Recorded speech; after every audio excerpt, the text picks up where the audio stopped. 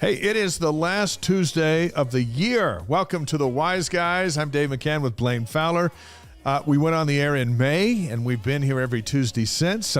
Sometimes we had to tape because we had broadcasts. Games, yeah. But for the most part, we've spent every Tuesday night together, and then, of course, the podcast and all that stuff, YouTube and Twitch. But here we are in the last show of our first year of many years. But we've had a lot of good guests. Do you have a favorite? Oh, man, that's hard to pick a favorite.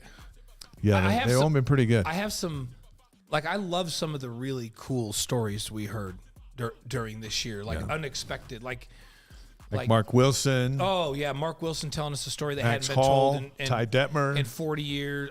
Everyone told us a cool story.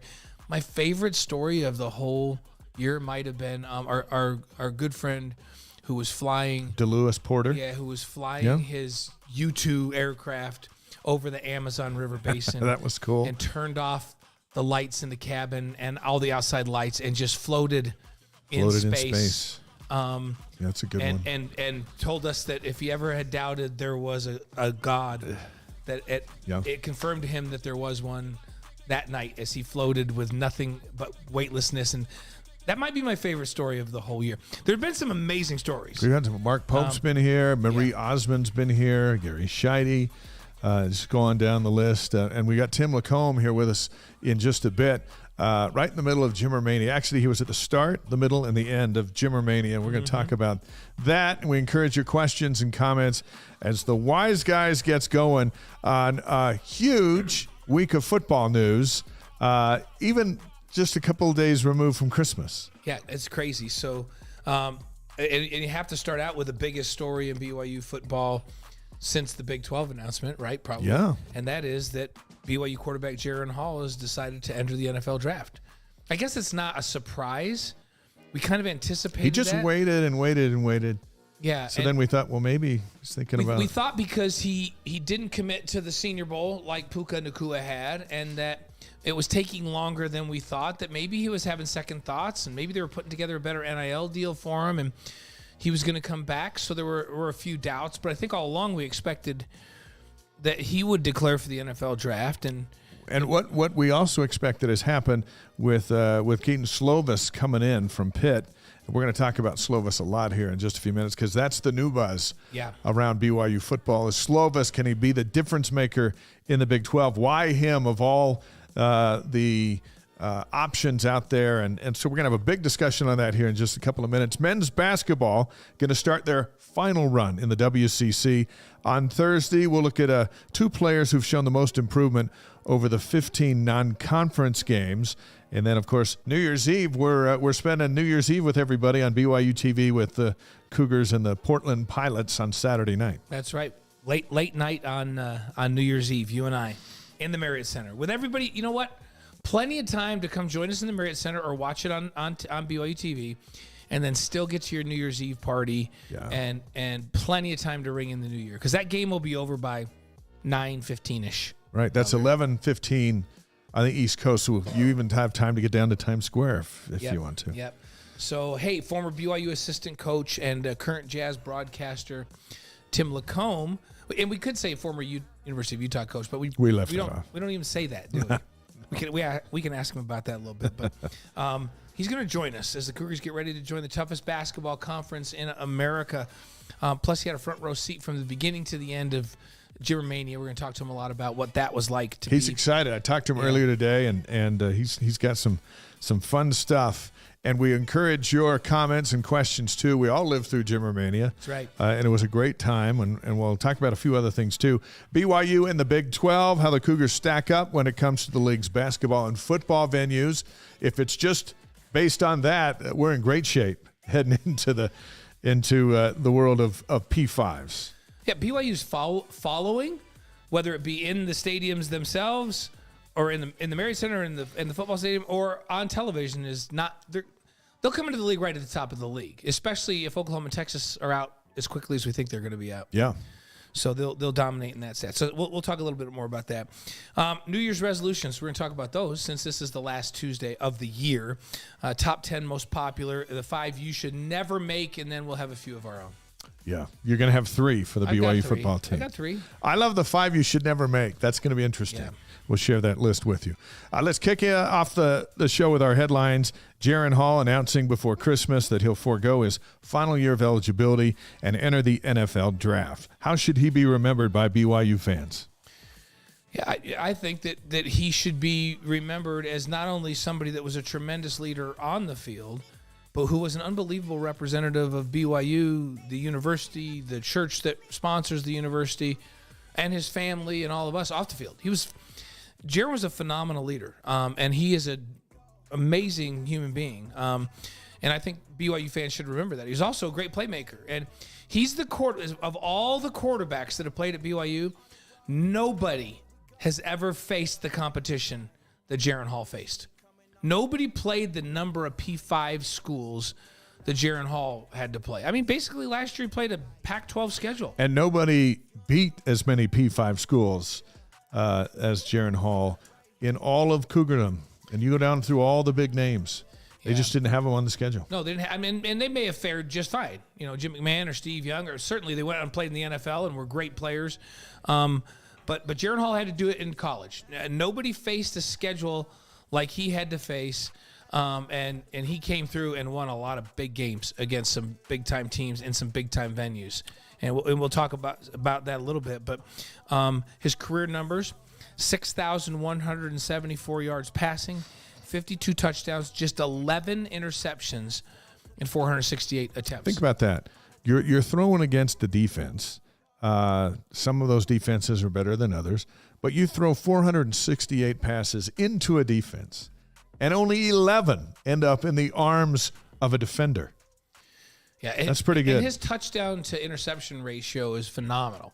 You know, I feel like young quarterbacks, you know, when you're playing as a sophomore, the goal should probably be 2-1. I feel like as you kind of get more experience, 3-1 is not bad. 4-1 is like outstanding. He's nearly 5-1 touchdowns to interceptions. That's unheard of, and he's done as good a job. BYU this last 2 years with him at the helm, they don't turn the ball over. They've been one of the best teams in America at taking care of the football. They don't fumble it. He doesn't throw interceptions, so that the offense doesn't put you in a bad position ever.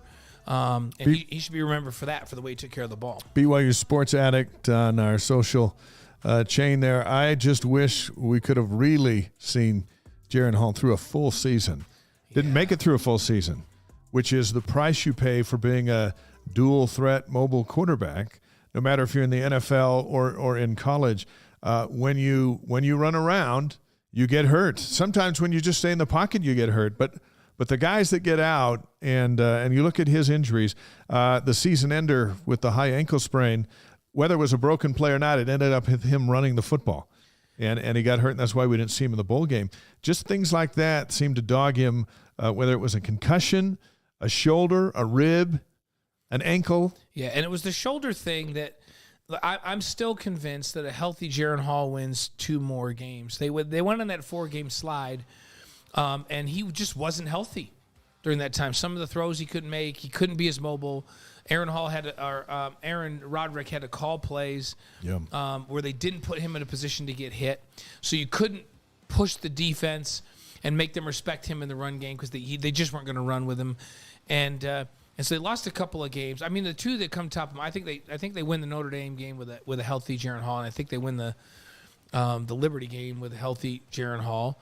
And And the Arkansas game could have been a shootout. Yeah, it could have been a shootout, more of a shootout. And they certainly proved that they're capable of giving up an enormous number of points and yards. And East Carolina. So, yeah, 2 of those 4 for sure. I think you win 2 of them for sure. And he just wasn't right. And then when he got right and came back, they were really good again down the stretch. And what they did in the bowl game without him, that's for another night. But did a phenomenal job with a game plan for a single game, the way they rallied around the run game on offense and really stepped up on D. But I'm with you, BYU Sports Addict. A healthy Jaron Hall through a full season we have never seen. And frankly, that's one of the questions that is going to be asked by scouts and executives and GMs as they look to where they're going to draft Jaron Hall. I read an article tonight by a former NFL scout who said he'd take Jaron Hall in the 2nd round. Sized up all his pros and cons and things he's accomplished and leadership and all that stuff. And he'd go, don't see him in the 1st round. I'd take him in the 2nd round.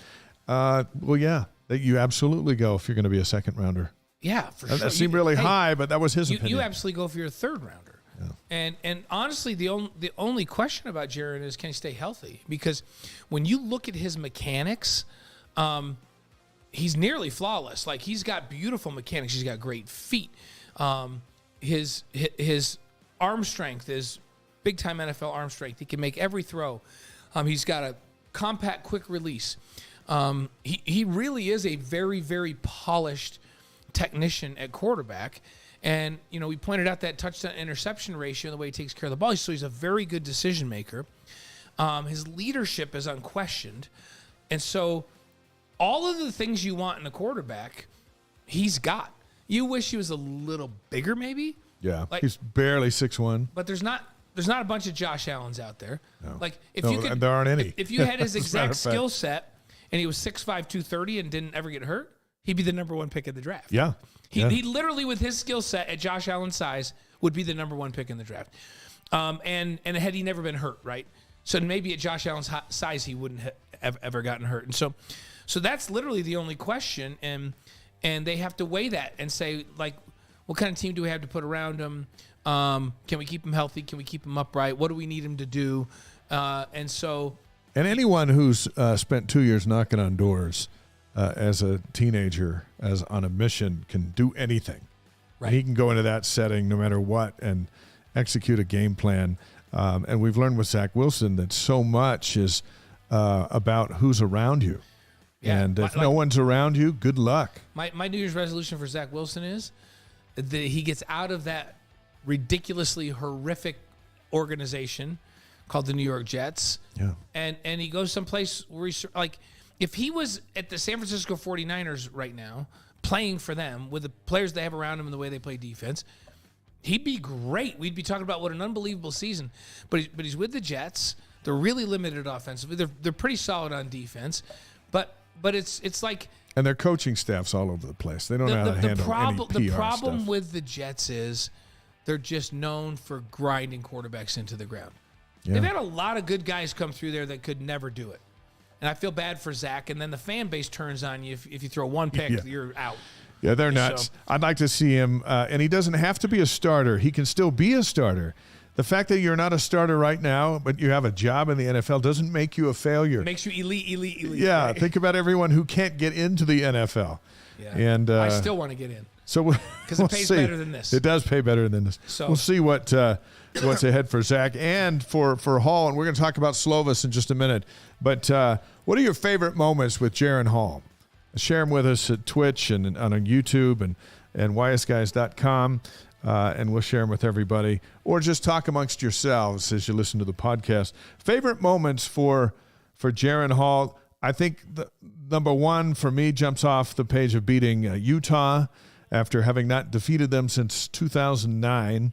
The way he beat them, and the fact that the day before was the invitation for the Big 12. It was literally the biggest 2 days in the history of BYU football. Yeah, and he managed that game so well. And the defense played lights out, and they pushed Utah around. Kyle Whittingham even admitted they pushed Utah around, which nobody does to Utah. And that 26-17 victory was a big deal. And it was a big deal for a couple of reasons. BYU was going to the Big 12. Both, those two teams aren't going to be on the schedule regularly moving forward, like hopefully semi-regularly or every 2 or 3 years. But it's not like it's been. And so that game was going to be a big game. It's like, man, if you don't win this one, BYU, it's going to be more than a decade, and now you're going to go into a period when you're not going to play.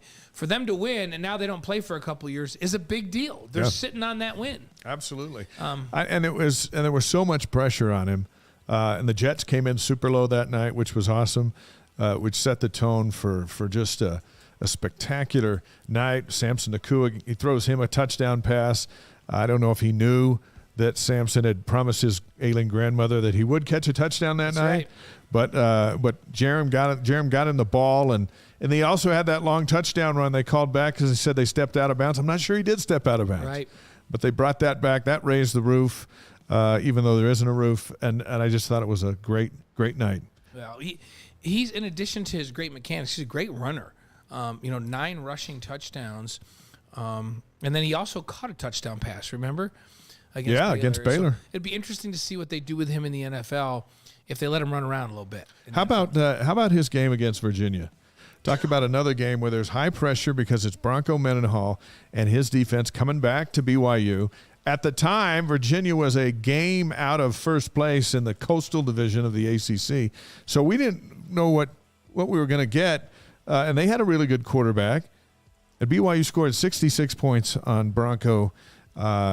Jaron threw for 349 yards, no interceptions, 3 touchdowns. He ran in a touchdown, and this was the night where Tyler Algier did all the things, tied the school record with 5 touchdowns on the ground. But just the way Jaron managed that game, knowing that in the first half his defense was going to stop no one, and you had to score. Well, what they knew they had to score at least 49 points to win the game. This is one of the craziest games, especially in that second half, where it was like, well, Virginia can't stop them. If BYU can just get a stop or two, it's going to be fine. But and he went, he had a great game. You think about the efficiency of that game: 22 of 37 for 349 yards, 3 touchdowns, no interceptions. He had that rushing TD. What a great entertaining football game. Like, if you like defense, that was not a good football game. No, that was a long night. But credit Elisa Tuiaki and the group because at halftime they made an adjustment, and Virginia scored 7 points in the second half. It was the way Virginia went in that first half, and then the way BYU went in that second half was just – that was a crazy game. One of the craziest games I've ever seen in LaVell Edwards. Baylor, to open the home schedule this year, another one of his greatest accomplishments. Took double overtime to do it. But he was solid throughout the game. It was a rematch of a game where BYU got knocked around last year in Waco. Full house, more Jets, ESPN. And I thought that's the night he became an NFL quarterback. And it was interesting because in 2021, BYU knocked Utah around, but got knocked around by Baylor. In 2022, they come back in that game, and it's almost like I thought Jaron was a great leader in that. They just came with this mindset that, you know what, you may have knocked us around last year. That is not going to happen again, and we're gonna beat you up on both sides of the ball. And BYU won the physical battle against Baylor this year after getting literally beat down the year before down in Waco. So it was a great game, and I thought it was Jaron's attitude and his efficiency and all of that in that game that made a huge difference. I thought after the game, I wrote a column about it in the Deseret News this last week, was Jaron's finest hour. We know he can play quarterback. He's got a big arm. He's fast. And when healthy, he's really, really, really good. But as you go back to the end of the Baylor game, and Jake Oldroyd, who was so good at one stretch during his career, they renamed him Jake the Meg. But he comes in to win the game in the last seconds in regulation, and the place is ready to explode, and he shanks the kick to the left. We're like, are you kidding me? It's like 35 yards. And then they go into overtime, and he's gonna kick it again. To win it. To 37 yards this time, and he kicks it to the left. And then Baylor misses their kick. Right. And then you go into second overtime, and Lapini Katoa scores, They go for two. They don't get it. Baylor gets the ball. They're trying to score. And right as it gets to be that final drive, Hall goes over and finds Oldroyd, kneels down next to him. They watch it together. And I don't know what Jaron said, but he said a lot of things as the ball goes out of the end zone on the final play of the game. And the players jump up and rush the field. The fans rush the field.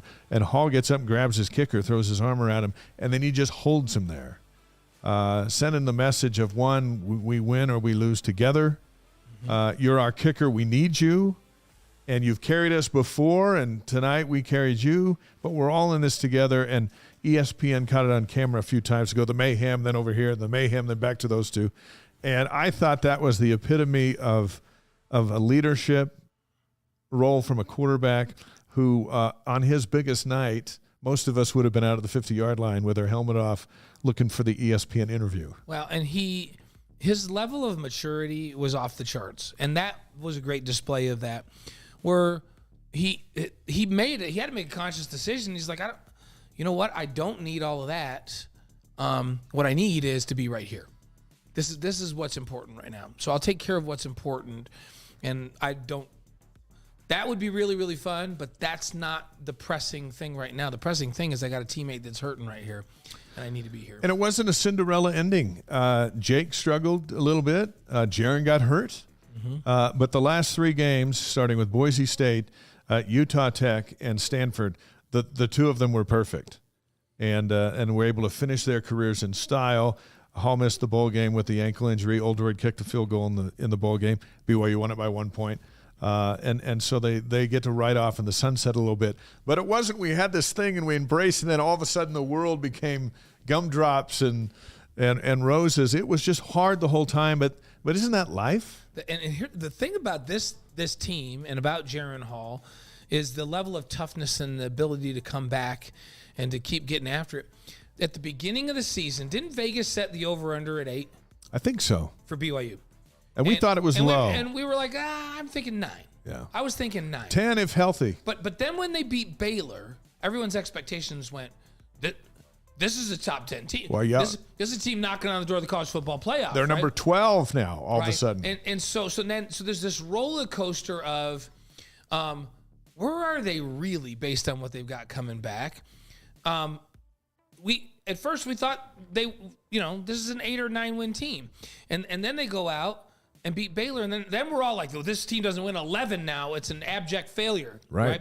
And then they go on the 4-game skid when Jaron's not healthy. The most impressive thing to me was when everybody, because the bar had been reset, none of us were saying, including you and I, they were only supposed to win 8 or 9 to begin the season. If they can win out here, and go on a roll, and win a bowl game, they could win 8, which is exactly what we expected out of them at the beginning of the season. Sometimes it doesn't go exactly as scripted, but that's about what they were supposed to do this year. No, we were all going, they should have won 11 games. How did they lose this? How did they lose that? But he just kept going out and grinding. This team just kept going out and grinding. And one by one, people were like, I'm jumping off the ledge. They're not going to make a bowl game. This is going to be we're going to get killed in the Big 12. We're going to get all that stuff. Not making a bowl game, let alone getting to 8 wins. They're not going to get to 6 wins. People were saying when they were 4 and 5, they will not get to 6 wins. Yeah. What's interesting is it's fandom. It's the low of lows. It's the high of highs. For example, Hall announces he's going. Next day, a couple hours later even, Keaton Slovis announces he's coming. And then all of a sudden it's like, all right, here we go. We're going to we're going to shop the portal and blah, blah, blah. And by the time September rolls back around, this fan base will be ready to win the Big 12. That's right. And it doesn't have to be realistic because that's what sells the tickets. It's the fandom that listens to this show or watches us on BYU TV or plans BYU events into their life. And so they're never going to be realistic, reality-based projections. When you're looking back, you go, hey, we hit this one, we missed this one. It's just like the ride is what we sign up for. And sometimes it ends up being 8 wins, and we look back and go, well, I thought they were going to get 9, But if they would have gotten 8, those aren't the 8 that I was thinking. Right? Those aren't the 8 that I was thinking they were going to get. Yeah.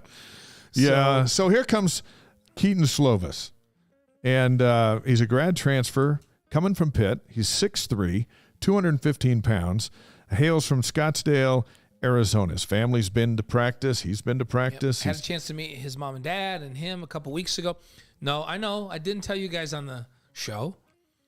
We don't say a lot of things on the show. No, because we were sworn to secrecy that we couldn't. And so we don't.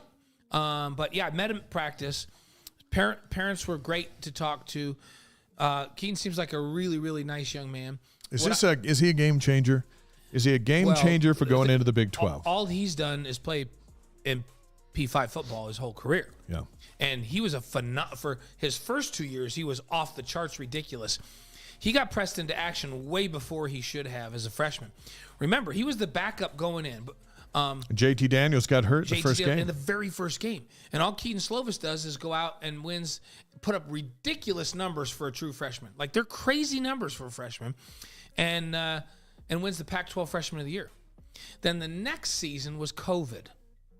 Yeah. And so he went 5-1 in COVID. But his numbers were phenomenal during COVID, but it kind of went unrecognized because they only played 6 games. And then they got beat by Oregon that year. He got hurt in the Pac-12 championship game, and so they didn't go on to the Final Four or whatever it was. They opted out of their bowl. Yeah. Didn't go on. He got hurt. And then did some work on his mechanics and things in the offseason. And I don't know what happened with that team, his third season there. Remember, that was when Clay Helton got fired in the middle of the year. And then they had the interim guy, and Slovis struggled. He struggled with shoulder issues coming back. Right. And maybe he was coming back a little too early. Yeah. And then they threw in Jackson Dart. Yeah, and then he got hurt and then came back. Remember when Dart was on the field against BYU and the Cougars beat them? He was in for Slovis. Right. And then everyone else got fired, and then here comes Lincoln Riley, and he's bringing his own quarterback. So Jackson Dart goes to Ole Miss, and Slovis goes to Pitt. Notre Dame was the first call. The second he went into the portal, the Irish called him, but he went to Pitt because they were coming off like an 11-2 season, and they told him that they were going to run a pro style offense. And that he was going to be the feature in the offense. But they, from the time he signed to when he arrived there, they had staff changes on the offense. Yeah. And they they had a really, really good running back that rushed for almost 1,500 yards. But they became a run-based, handed-off type of an offense. And they were 8-4 this year and were pretty solid. But that wasn't the offense Keaton Slovis went to run at Pitt. No, and one thing I read today, his top receiver at Pitt was the Addison kid who transferred last May to USC and was Caleb Williams' number 1 target. Exactly. So he's going back to a world that suddenly changes. And in the portal, there's movement and freedom, but there's not that much. Well, so he's locked in at Pitt, and then Pitt's going to play in a bowl game on Friday. He's not going to play in that because he's already a out. BYU guy. But let's look at some of the things that I think people are, the initial reaction is like, what? I don't think he was that great. Didn't win that many games. How can he this? How can he that? But in fact, one guy texted me about all the things that were wrong with him. And I said, well, here's the thing. Everything you think he can't do, Aaron Roderick thinks he can do. Right. And Roderick developed Wilson and Hall, so I'm going to go with him on this. Well, and here's the thing. Like, people are going, it's just interesting to me. They're judging him on when he was hurt. Right, and coming back from an injury. You go back and look at his freshman year. So he had that skill set, right? And he had that mindset, and he was playing with good players, and they had a well-conceived offense that year, and he lit it up. And guess what? Going into his sophomore season, he was preseason nominee for the Davey O'Brien Award. Now he's on the Heisman watch list. Heisman watch list going into his sophomore year. And he was first team All Pac-12 his sophomore year, even though they only played 6 games, right? Mm-hmm. So the guy can play. So somewhere along the line, and remember, then he was part of what was do we call it a dumpster fire? When you fire your coach, your head coach, in the middle of the season, there's problems. internally in a program. It was a disaster. And USC always has talent, right? Yeah. But talent doesn't perform without leadership and cohesiveness and team and all of that.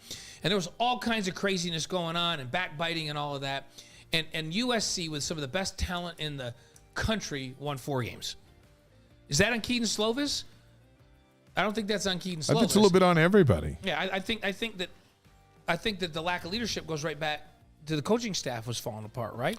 I look at his career passing yards through all those highs and lows and in 2 places, just under 10,000 yards, 68 touchdowns. He's thrown 33 picks.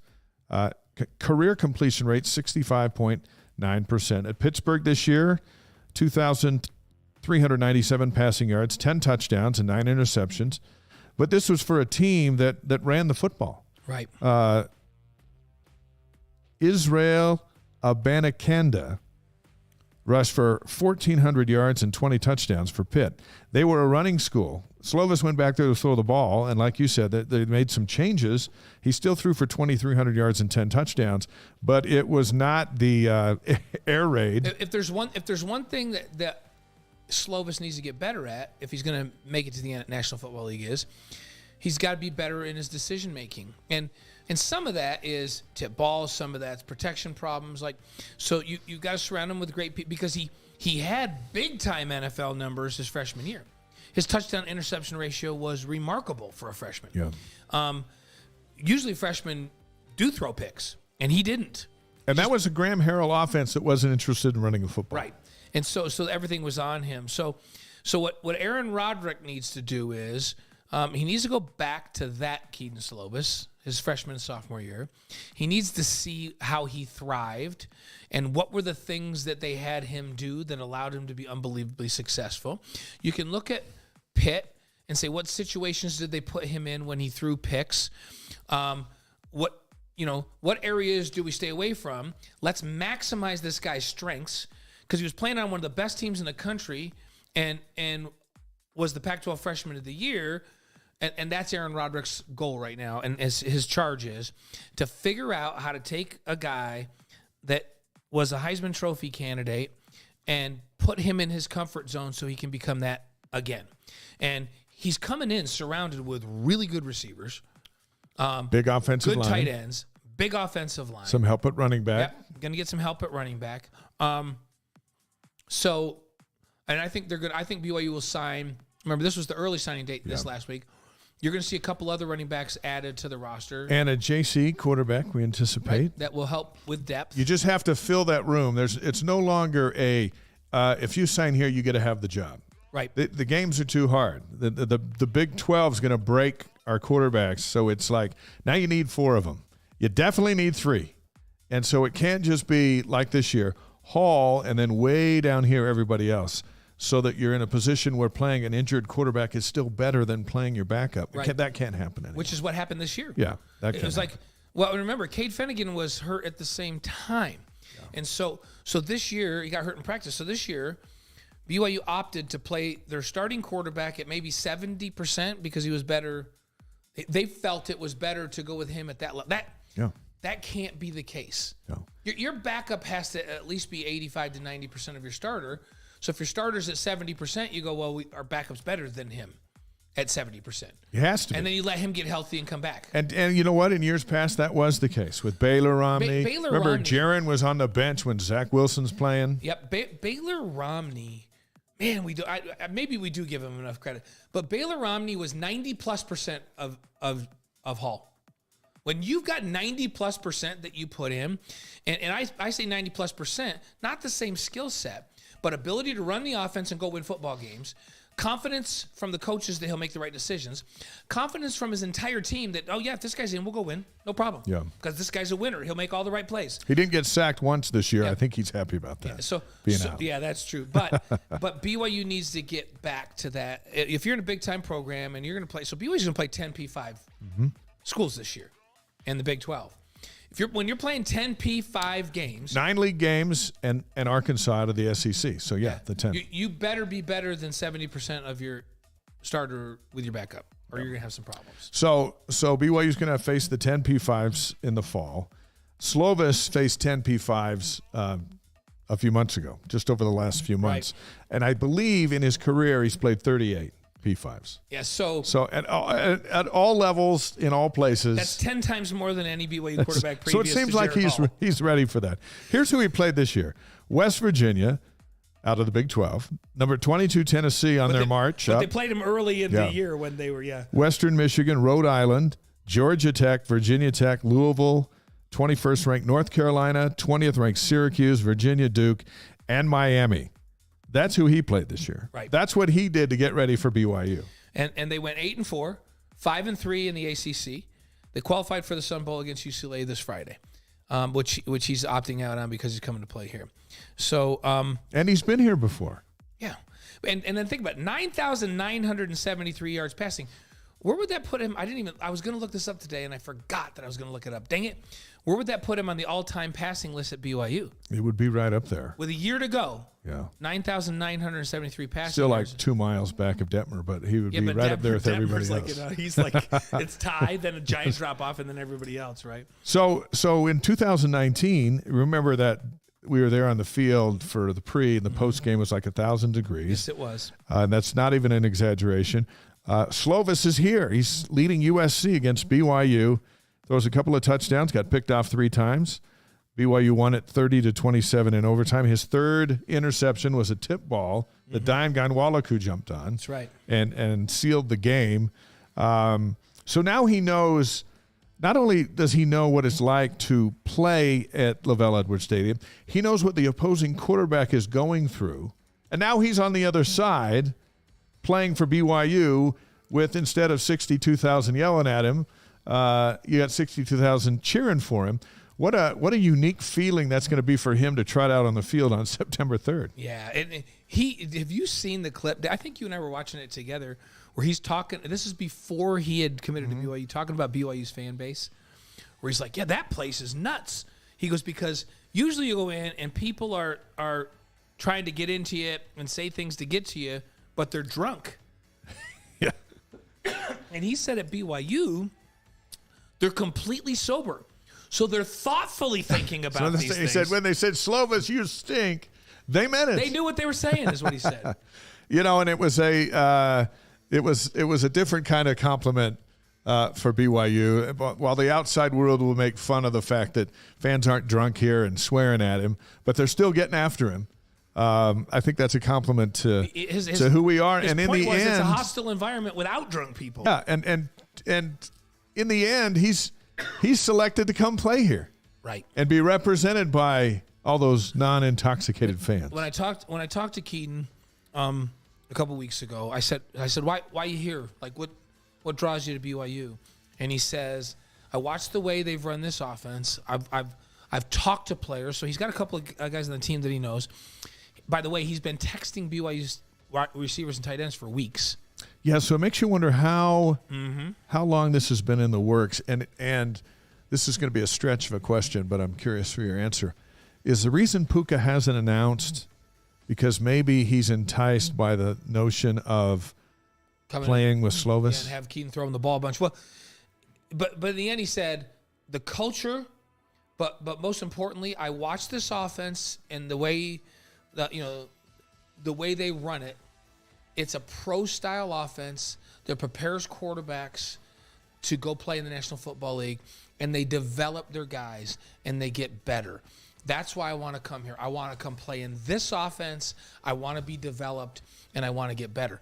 I walked away, I'm like, man, what a compliment. What a compliment to BYU and to Aaron Roderick and to this offense for a quarterback of his level to say that. And he was very thoughtful about where he wanted to go and why. So what does that mean for Puka? I still think Puka goes. Why isn't he announced? I don't know why he hasn't announced. Honestly, if you're going, and he knew he was going at the day after the Stanford game, then just say I'm out. Kind of like what we talked about Hall. Although Hall was important for him so that BYU could replace him, but maybe BYU knew they were going to replace him 2 weeks ago, so they didn't sweat it out.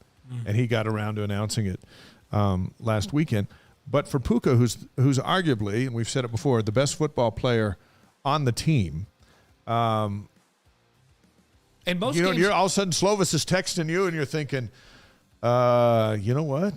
That's a big arm. Yeah, and most games that we watched this year, Puka was not just he was the best player on the field. Yeah. So, yeah, who knows? And Puka is an interesting guy.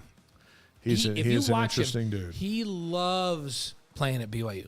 He loves it. Like, he's constantly got a smile on his face. Like, he's the kind of guy that he just takes in the moment. You know, and too many players don't do that. Too many players are just on the grind, and it's just get to the next thing, and they never take a moment to actually enjoy it while they're out there. And then even sometimes step out of the moment and go, it's pretty cool. I'm loving this. I'm having a great time. Puka does that all the time. He loves it. So it's not like I got to get to the NFL because I'm done with this and I'm tired of this. He's trying to make the decision based on what are the risks if I come back. You know, does it lessen my chances? What if I get hurt next year? Because he really does want to play in the NFL. You got to throw in academics too. Right. There's a commitment there. Yeah, it has to be. You got to be in school. You got to go to all your classes. You got like. Just imagine if he does come back. Oh man, because there's already a great receiver room. Yeah. With Cody Epps and Chase Roberts and Keanu Hill and I mean we can just go on and on and on. It is a deep receiver room, and you're going to see an Isaac Rex this next fall. That's now going to be far enough removed from that injury that he's going to be fluid and fast and be able to cut again. Do you think he'll return to the elk status? Oh, yeah. I think he's going to be – we'll call him the elk. You think he'll be the elk? Yeah, we'll call him the elk again. Tim Lacomb's going to join us here in about 5 minutes. We're going to relive Jimmermania and all kinds of fun stuff. Signing day for football has come and gone. The early one, they signed 15 kids, which leaves them plenty of room to shop in the portal. Mm-hmm. They went shopping today. And to sign on the regular signing day, other – high school, junior college, you know, whatever. They got Jackson Cravens coming down from Boise State on the interior defensive line. I think one of the biggest signings is his teammate, Isaiah Bagna, 6'4", 225-pound edge rusher, both for Boise State. Remember when BYU went into Boise, their defense was ranked around third in a bunch of stats nationally, in runs, in rushing yards, and sacks, and all those things. So, first of all, they go get Sione Puha to coach the defensive line. Then they go out and get these two guys to come in from Boise State to join Tyler Batty and a handful of the other guys coming back. And then all of a sudden, what was considered the weakest link on the football team is no longer that way. And they also got a commitment from a couple of monsters out of Snow College inside. D tackles, big, you know. When I say monsters, to me, a monster on the inside needs to be 6'2" or taller and 320 pounds or more. They got a couple of those guys. One play we're going to show in July on After Further Review when we're talking about Cravens and Bagna is, and I think that's how you say it. It's spelled B-A-G-N-A-H. I think it's Bagna. Bagna. There's a play. Remember, Boise State came over here 2 years ago and beat BYU on a rainy, cold day. The Cougars were ranked like 10th. It was a big, bad loss for BYU. But there's a play where Bagna and Cravens both meet Algier at the line of scrimmage and drop him for no gain. And now those two guys are going to be playing for BYU. Hey, Boise State is known for being really physical on defense and really good up front, and those are two of their better guys. And Bagna has a great story. I'm not even going to tell it because we need to get Kelly Papinga to come on. Yeah, we'll get him on. Kelly to come on and tell the story because Kelly coached him up there. So Kelly coached the rush ends up there and worked with Isaiah. And Isaiah has a unique connection. He's got more of a connection to BYU than any of you know, but we're going to save that for another night, and we'll get Kelly on and let him tell the story of how he discovered that Isaiah has more of a connection to BYU. That'll be fantastic. We'll get that in January. BYU Hoops, Cougars finished non-conference with a 10-5 record. They're on a 5-game winning streak. Best wins, Dayton, Creighton, and Utah. Notable losses at San Diego State, USC Butler. Let's throw Utah Valley in there after they went to Oregon and beat the Ducks. Yep. That's they're legit. Hey, Mark's got that group rolling. Worst defeat, South Dakota. Most improved players. We're going to say Rudy Williams and Noah Waterman. Yeah. They found their role. Rudy's found his role coming off the bench. And we were talking to Mark Pope about that the other day, and I said, what changed for him? We asked Rudy, and Rudy, Mark said, for some guys, when they're in there with all of the hype that comes with the introduction of the players and the lights and the screens and all that, and the emotion of the start of the game, get a little too amped, And remember, early in games, he was turning the ball over, and then he would settle in. So they put Rudy on the bench. He has a chance to watch the game develop a little bit. He settles down, and when he comes in, he's in control. He's instant offense. He's a leader out on the floor, and he plays starter minutes. Yep. So if that's the best, I think that's a great move by Mark and the staff to figure out that maybe we need to bring him off the bench, and voila, all of a sudden he's a huge contributor. How about 26 against Creighton and 26 against Utah? Yeah. And where he was taking care of the basketball, his turnovers have come dramatically down. He's playing with confidence. I think great move by the coaching staff. And how about him going, doesn't matter whether I'm coming off the bench or not, I got to contribute.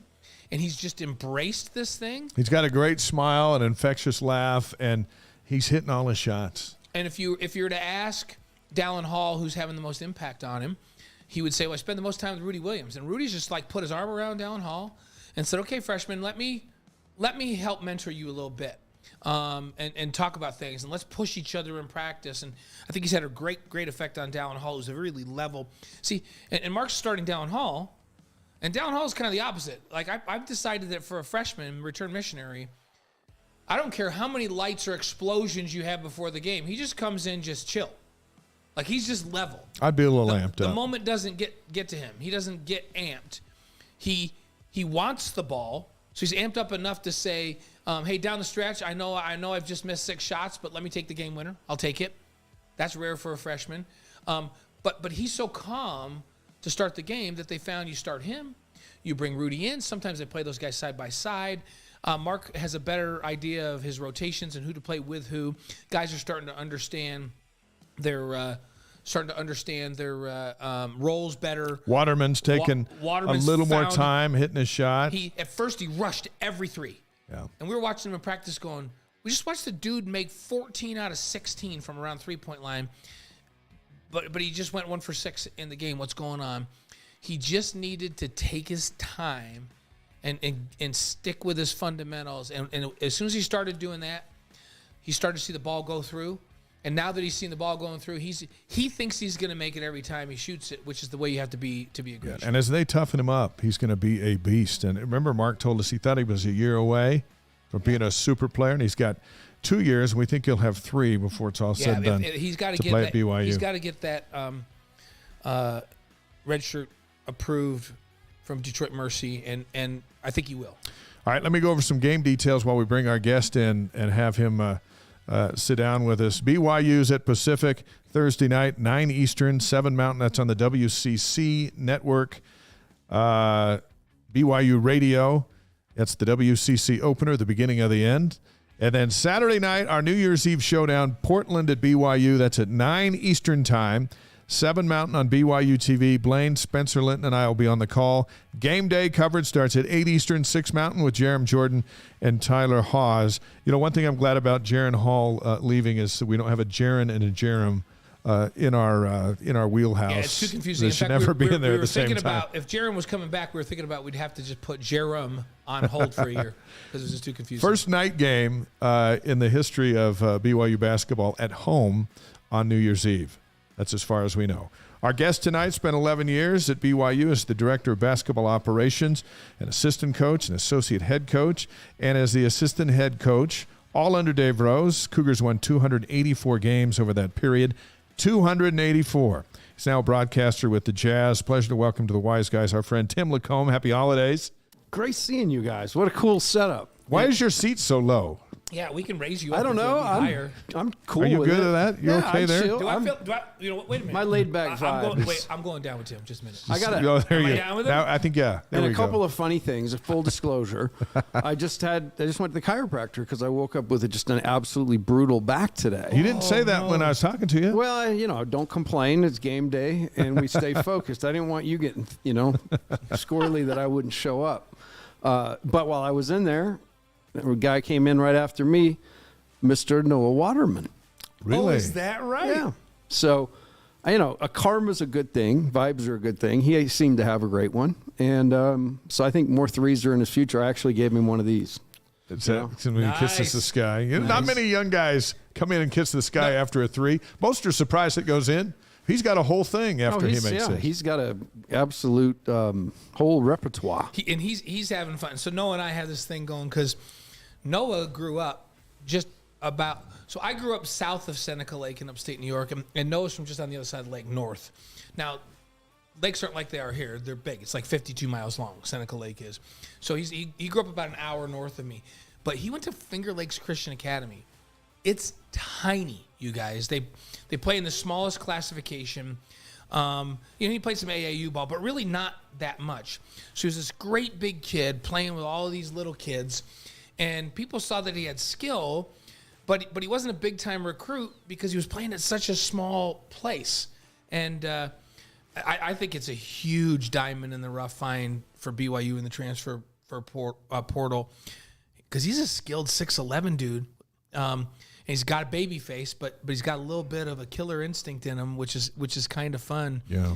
And how easy would it have been, or easier would it have been for you and your staff to go to the portal and shop for guys? It would have been fun. I think back, we definitely shopped, and we shopped as many. Coach used to call it we would fish, and he would just say, make sure you mind, where you fish, and make sure that we're getting, the fish that are good for this place, and also that we can actually get involved and get a guy, because that was the thing. So, but even then, when they transferred, they had to sit out a year, which had to make it a tough sell. But not anymore.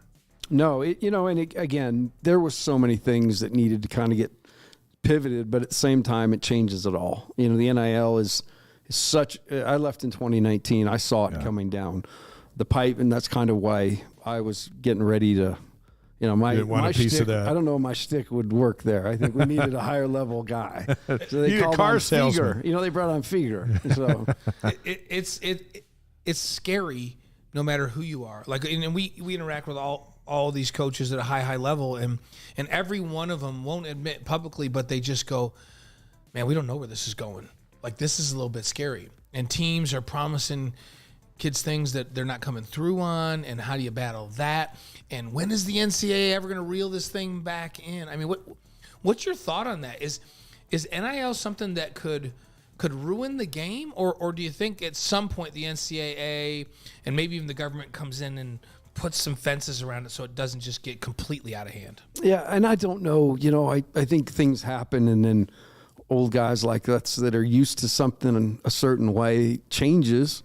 Maybe sometimes it's for the good. I remember there was a lot of banter about the 3-point shot when it came, and is it a gimmick? And really, it's the way the world went. So it's good that the U.S. got involved with everything we did.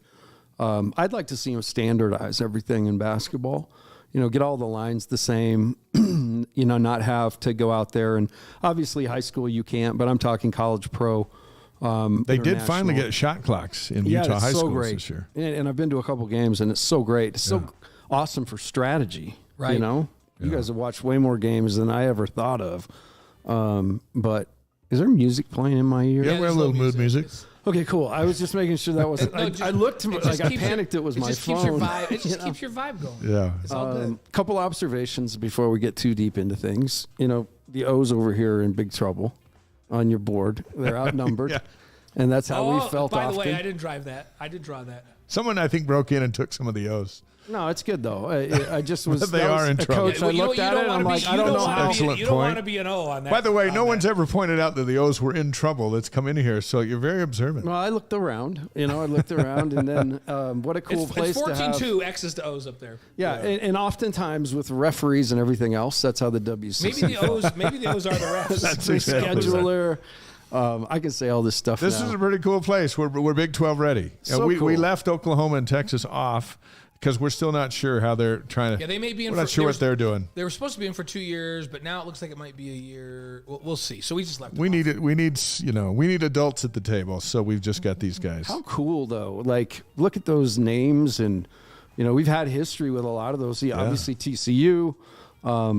Kansas to me we played in '96 when I was with Rick Majerus at Utah. We played in Kemper against KU, and we actually up 11. It was LaFrance, Pierce, and Vaughn those years. And Didn't you beat Oklahoma State up at Vivint the year they went to the Final Four? Were you there? I actually was not with BYU at that point. Okay. Yeah. So that was earlier. That was earlier. We did play Michigan State really, really to a tough game. You know, I think that was 2009. How about when Baylor came in? They ranked second, and Carlino was coming off his whatever and had a big game. And we called that game. Yeah, didn't we? we called did. that game. That was a magical moment. They made so many like pull up mid range. They had like 3 NBA guys. Oh, they were amazing. Yeah. I'm telling you, the length on that.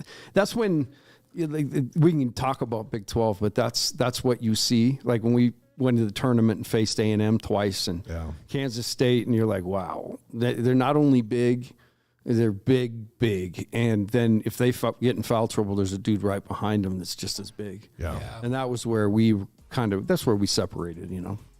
During your time at BYU, and we're going to run the gamut on things to talk about, with Tim Lacombe here tonight on the Wise Guys. So you're at the start, the middle, and the end of Jimmer Mania. So let's go to the beginning. Jimmer doesn't start a single game his freshman year, 2007, 2008. When you look down there and you see him sitting on your bench, you got any idea what he's capable of? Oh, you'd knock me over with a feather. I mean, look, the guy was talented, right? But we had a lot of talented guys come through. And, you know, it took a while for him to just kind of get that competitive edge to go out there and play like he was better than everybody else. And I think that's what we were waiting for. And we had, you know, I don't want to just do this because he gives me discounts on cars, but Ben Murdoch was a pretty good point guard. Yeah. I mean, he kept the team on the rails. By the way, you can say anything you want on the Wise Guys. Yeah, so this is if why that gets you a deal, here. more power to you. Whatever. Ben, did you hear that? Hey, we can pitch you an NIL deal. No, if you need and one. in all honesty, Ben was solid, dude. He was, you know, we had a really unique group that year. We had Ben and we had Sam Burgess on the wing, and Kamard was with us. And you know, we went in that first game. It was my first experience at BYU. We went to Long Beach, and it was Dan Monson's first game at Long Beach, and we beat them by 40. Oh man! I think you go back and look, it was 40, 70 to 30 something. It was embarrassingly bad. And Dan's a friend, so he got us back though. A couple of years later, they made us play in the middle of the night. Do you remember that one? I think so. I have just vivid memories of all that. And I'm sorry, I'm going to talk. No, That's fine. This is the way I talk. But that team, so his freshman year, really nobody had any idea. You knew he was skilled and he could shoot, but you had talent. Now, his sophomore year, he starts 31 games and he averages 15 points. At that point, where he's a 15-point-a-game guy and he's just a sophomore, do you have a glimpse that he might be Jimmer? The Jimmer came out in the game against Texas A&M. That's when we all looked at each other in one of the huddles, because we at a point took Ben out and we put Jimmer in, and Jimmer kind of played. And I'm telling you, it was like you saw him start to go separate himself and start to look at guys and say, I'm going to shoot this right in your eye. I don't care if you're bigger than me. I don't care if we just switched. I'm going to dance a little bit, and you're going to, you know, have to get yourself all together. And by that time, I'm going to shoot it. And that's where that was one of the first like sparks. But Jimmer Mania came out in full force in Tucson. Junior year, 32 starts. His average jumps to 22.5. And now things are getting interesting. Yeah, it was so fun because we went into that place. And I mean, I grew up watching those teams. You know, McHale, to me, there's certain reverent places on the planet. I went on my mission to Boston, and I was able to get into both the Garden and Fenway and walk around with nobody around me. And it seriously was spiritual. It was a cool experience. So I felt that way, reverence about McHale. And we went in there, and it was Fiesta Bowl, and they brought us into their banquet, and they sat us down and fed us great, and you know, primed us up just like the old, what am I thinking of old, the Warriors, the fighters. The Gladiators? The Gladiators. Yeah, they fed you like the us up Gladiators. good, They fed you yeah. up like the Gladiators. Then they sent you out And there. everything they gave us, you know, they knew they were going to take right back from us, along with our dignity and our pride. Sure. But we went out there in front of all those people, and we just put it on them, guys. You saw it. It was amazing. And we were hitting shots from everywhere. The ball was flying around. But Jimmer, I kept a couple ticket stubs. I actually found. What did he get, 49 that night? He got 37. 37? Yeah. Which got him on Sports Center, for That's sure. right. And I got the ticket, and I got him to sign it. And so my kid actually has that framed in his room. I'm noticing that was something they showed when the stadium expanded, correct? Was that actually a piece that existed, or did you guys have that made? No, that was existed. Okay. That's really cool. So that's pretty cool. Huh? Anyway, I like that kind of stuff too. Yeah. So that's his junior year, and now we're off and running, and people are starting to catch the match like, man, this dude can just shoot it like. What is his range? Does he have a range? He can shoot as soon as he crosses half court if he wants to. That's what we're starting to say for him as a junior. Senior year comes around. This is 10-11. He starts all 37 games. He averages 28.6 points a game. He breaks Danny's record. Is the all-time leading scorer at BYU. BYU goes to the Sweet 16. He wins the Wooden Award. I feel like it was a Final Four team if we don't lose Brandon that year. What happened between the freshman year when he was sitting on the bench and none of us even knew who he was to that guy? Like what had to happen for him to become that? Because what was the most dominating scorer in college basketball? Well, I think there were a couple of things, and I don't think there's ever just one, right? There's a combination of factors, but I always say this, everybody I talk to, because I had the opportunity to work for Rick Majerus, and I loved it. But it was way different than working for Coach Rose, because I think both guys coached to their strengths. Coach Rose was all about, he was competitive and he wanted guys to really fight hard and compete. But at the end of the day, he loved to make a basket. He was just, he would tell me all the time, dude, you can do a lot of things. If you can make a basket, I'm going to find a way to play you. And so Jimmer fit that bill. And I think he was with the right head coach. I think through the recruiting process, he didn't have a ton of options, but his observations of being able to play for coach and be himself, that was a huge gift. And then I say one of the great basketball minds, a couple of them actually, I had the opportunity on that first staff to be with guys like Dave Rice, who pot shot at Vegas. What the hell were you doing? You should have kept that dude around. Would have been there forever. He's still been there, and they'd still be winning. One of the great people. And I think that's, again, the people around down to the equipment manager, Steve Bushman, and our trainers, and, the administration, bent over backwards for us. Santiago and Holmo were always, right there with us that year, and especially going through all those hard things. So I think you combine all those factors, and then again, he's him. And he has to be him for that all to be meaningful. What did you see in his leadership, speaking of Jimmer, when the call came down that Brandon Davies was not going to be with the team going into the Mountain West tournament and was not going to go to the NCAAs? And I believe, if I'm not mistaken, Jimmer went down, and that's the tournament where we broke Danny Ainge's scoring record. And then you guys march into the big dance. But there's that moment where this is a Final Four team to this is a team that's just got to somehow find a way to get 12 rebounds and 20 more points because they're losing that. Yeah, it was, I think this is all, most of this stuff's fairly public, so I'll be, I would like to share some of how that felt, because we did win that game on Saturday. It was the early CBS game. I'm looking over there pinching myself because I think it was Reggie Miller and Kerr were doing the game that day.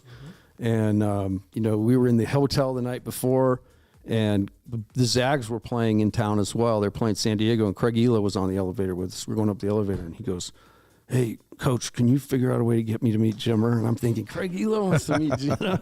It was so surreal. But we go and we win that game, and I'm telling you guys, we tried to. We'd go to Sizzler every Monday, and we'd see every week we'd climb in the standings, and we'd see the stuff start to pile. And so we tried to do our best to deflect. But it got to a point where when that all happened, it was just like lightning hitting. And it was hard. It was hard for everybody. I think Jimmer was more reserved about it all. Yeah. Jimmer just wanted to go play. I think Jackson might have been the dude that pulled everybody together. Jackson, and I don't want to offend anybody and forget, because I'm old, so know that my heart's in the right place. But so it was basically that Saturday and Monday. I'll never forget it. I ran in to grab something before practice, and I turned the corner, and I saw B sitting there in his locker with his head in his hands. And You know, my instinct, I'm a people guy, so I'm like, go over and I could tell something heavy, you know, was going on. And so I got coach involved, and the rest is history. You know? So I think back on a lot of that. I'll never forget when we got on the bus after losing to Florida, and, you know, Dave Rice always sat in front of me, and he kind of looked over his shoulder, and he's like, I know what a Final Four team looks like, and we were one, you know. Yeah. And so that hurts. But I choose, honestly, the lesson that we learned through all that, and the resilience and what everybody's gone on to do, including B, like, couldn't be more proud. And, you know, if you say you do this for more than just, you know, money and competition, if you really do it for the spirit of it and the people, that's a pretty moving story. Yeah, it was an amazing year, and it was a team that everybody just knew could score, but maybe underrated a little bit on defense, because the team was pretty solid defensively. Jackson was phenomenal. Tim Miles was at Colorado State back in those days, and we'd do those games, and I remember talking to Tim one time, and he's like, I go, what are you going to do with Jimmer? He goes, you can't do anything with Jimmer. Like, he's just going to score. Like, he's going to have 30, and we know he's going to have 30, so we just can't get upset about it. He goes, but the guy that drives me nuts is Jackson Emery, because it's almost like on cue, he's like, oh, do we need a steal? Well, let me just go down and get one this time down the floor. Like, he said he could literally dial up a defensive play for his team whenever he wanted one.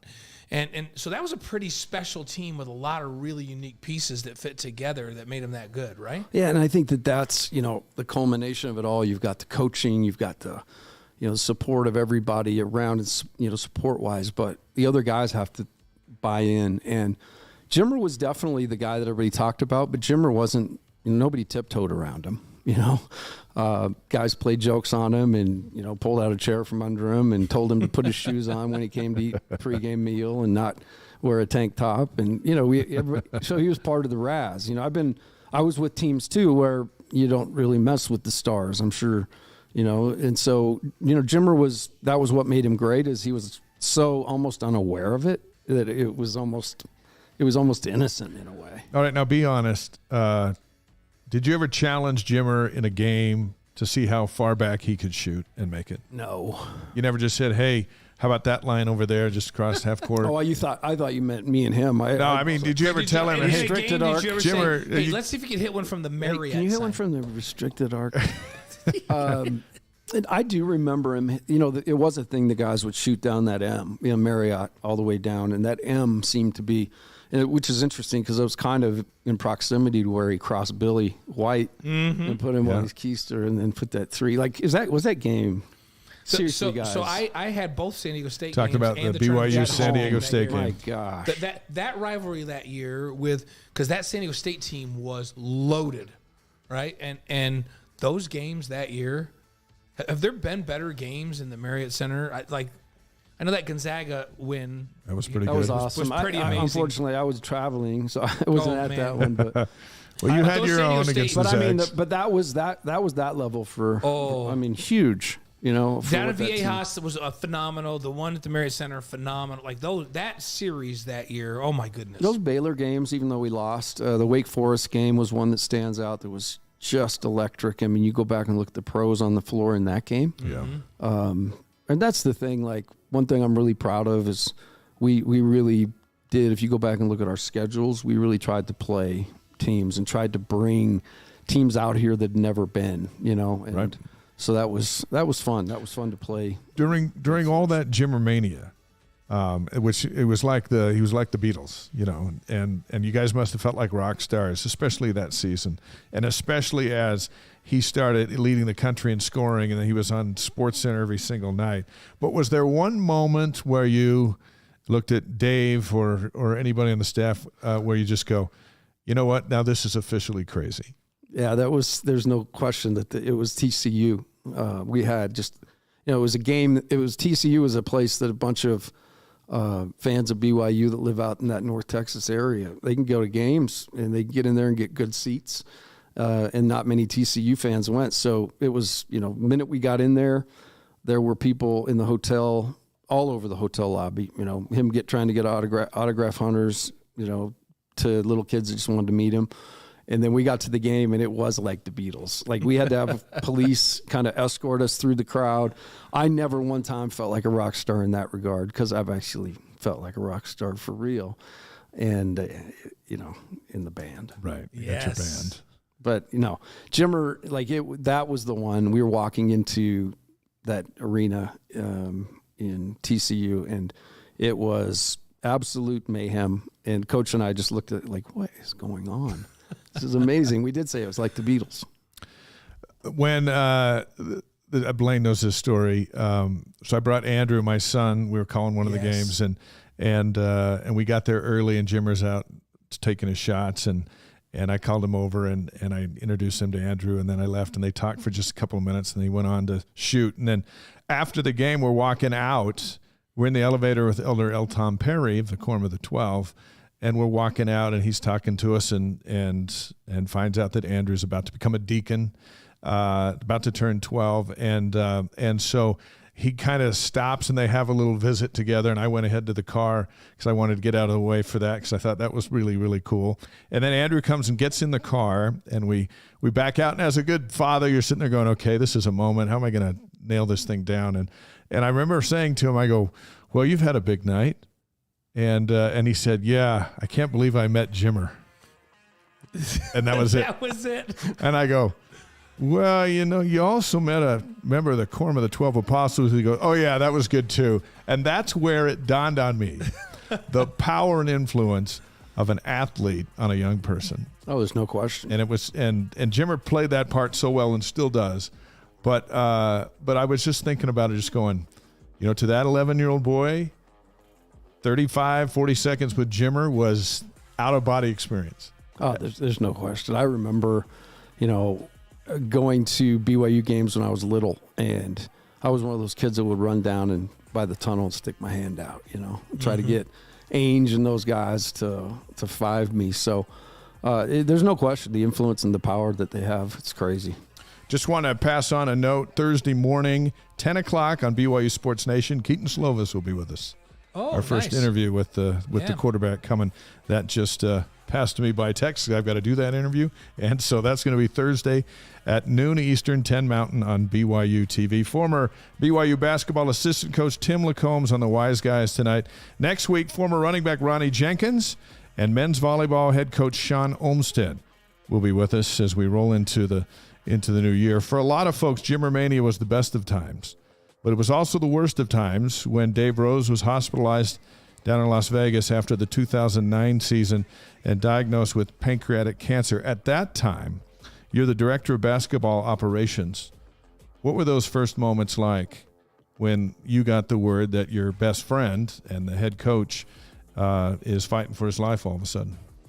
Yeah, it was, I'll tell you what, I wasn't ready for that. We actually were on vacation as well. There's certain windows you can all go without having guys on campus, so we take them. And I was actually in upstate New York at Oyster Bay, at a movie theater of all places. And we were out, kind of got through, and we were going to go see a show, and got a call from Cheryl, and she sounded kind of, at first I don't think she understood the severity of it, I think it was more, Dave's got what they thought was maybe a bleeding ulcer, and she was kind of chuckling because he hated, being doted over. And so she's like, you can imagine how he's feeling right now. And so I went into the movie that night thinking, that he was having some issues, but not to the extent the next call.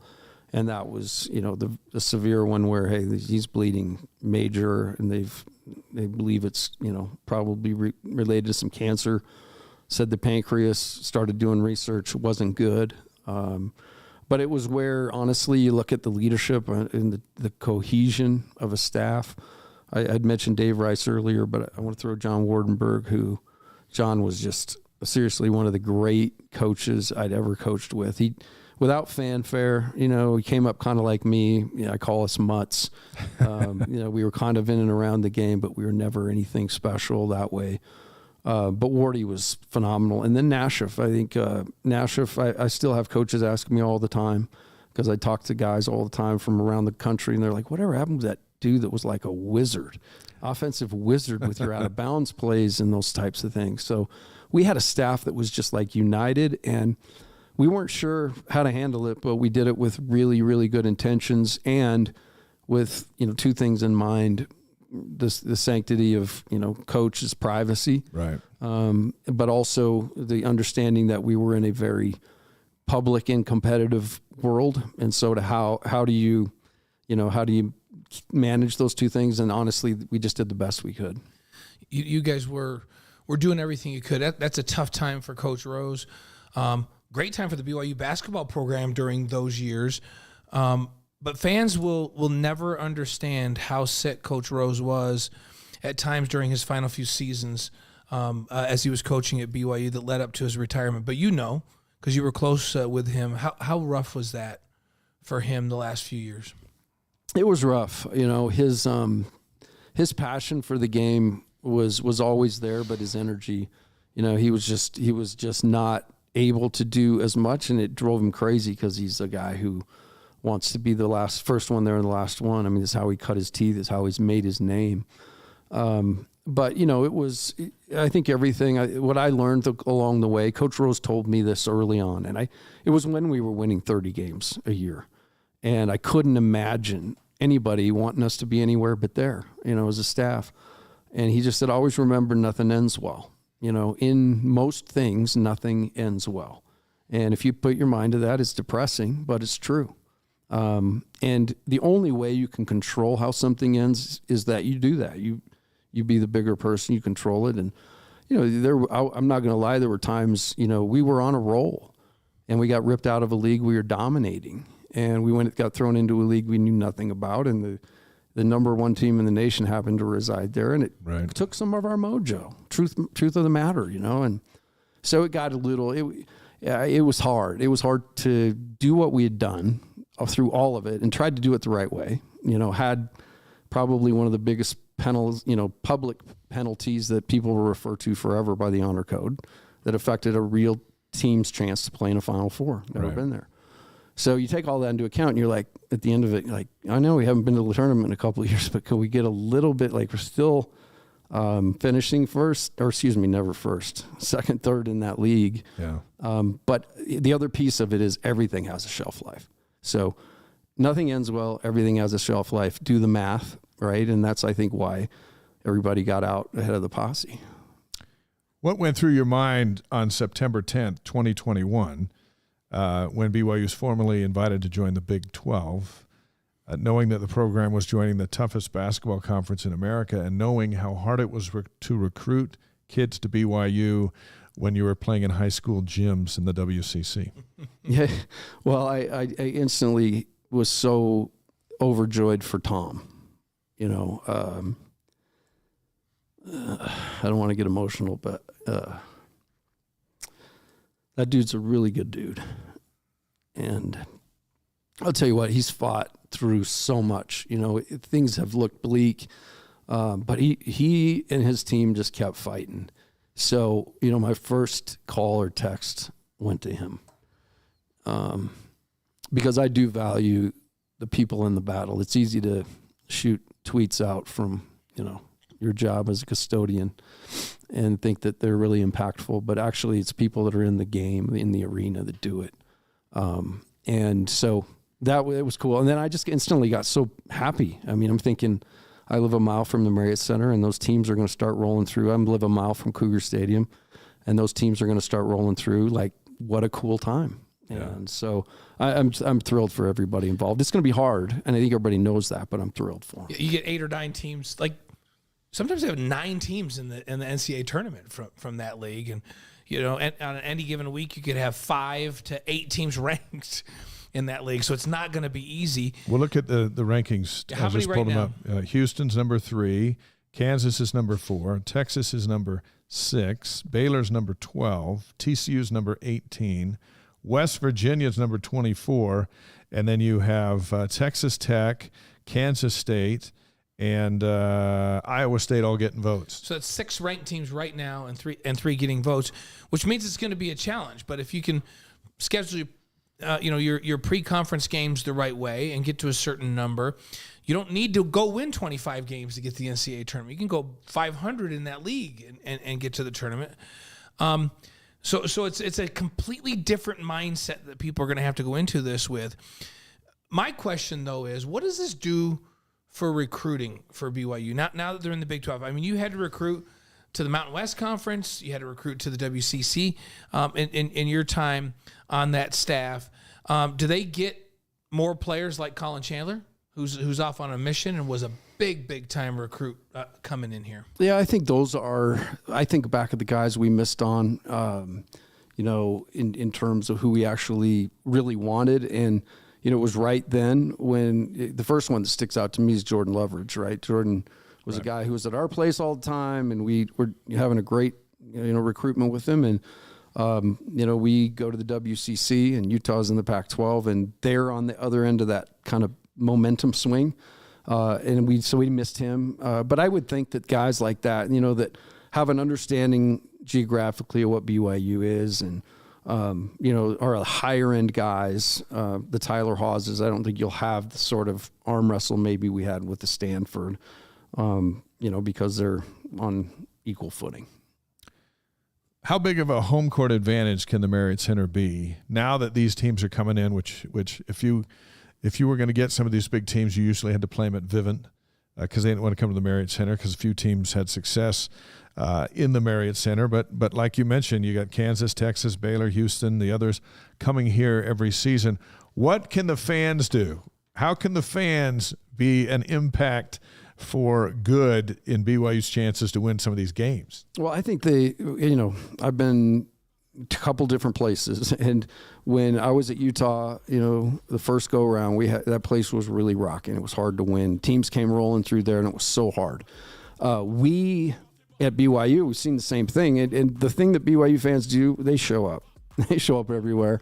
A number of places we went and played, and I'm looking at the opponents, looking around at their own arena, saying, "I've never seen this place so full, and why are they wearing BYU stuff?" They couldn't figure out why that was going on. Chris Miles' homecoming game at Portland stands out. I think you guys did that on BYU. Oh, yeah. Yes. And then you guys had a fireside after the game. It was like, he lined up and shook hands with the officials and the mascot and the trumpet. It was crazy. So BYU fans do what they're supposed to do. They show up. I think what they're going to see is, like I mentioned, an unbelievably cool level of basketball. When you talk about the success the Big 12 has, but it's the coaching.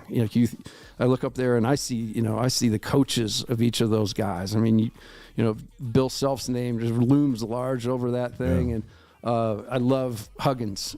Huggins. We used to go to the Nike deals at the Final Four every year. They had a big room, and Huggy would hold court, sit there and tell the funniest stories and.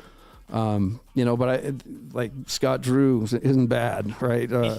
And I think the most underrated coach, and I think the best coach going right now, outside of maybe Izzo, but I think on that same level is Kelvin Sampson from Houston. I tell you the story about the year they came in and we fought. We didn't have enough. They big boyed us around the gym most of the night, but it was in the handshake line I was going through. I said, "Coach, man, congrats, man. You're a ball coach. You were a straight ball coach." And he said, No. I got it wrong. I said, "You're a legend." That's what I said. I said, "Coach, you're a legend." He said, "I ain't no legend. I'm a ball coach." And I was just like, that is so gangster. We had time with him awesome. In our pregame meetings. Yeah, we did. He was so first fun. class. He was so fun to He's talk so to. cool, man. So, yeah, we've got a good chance to get to know him really well. Well, look at these arenas that BYU's heading into this league. What surprised us is we actually started to look at it. BYU has the largest basketball arena, even when Texas and Oklahoma are still in the league. So BYU at 19,000. Texas has arena seats 16,700. Kansas is 16,300. Texas Tech 15,000.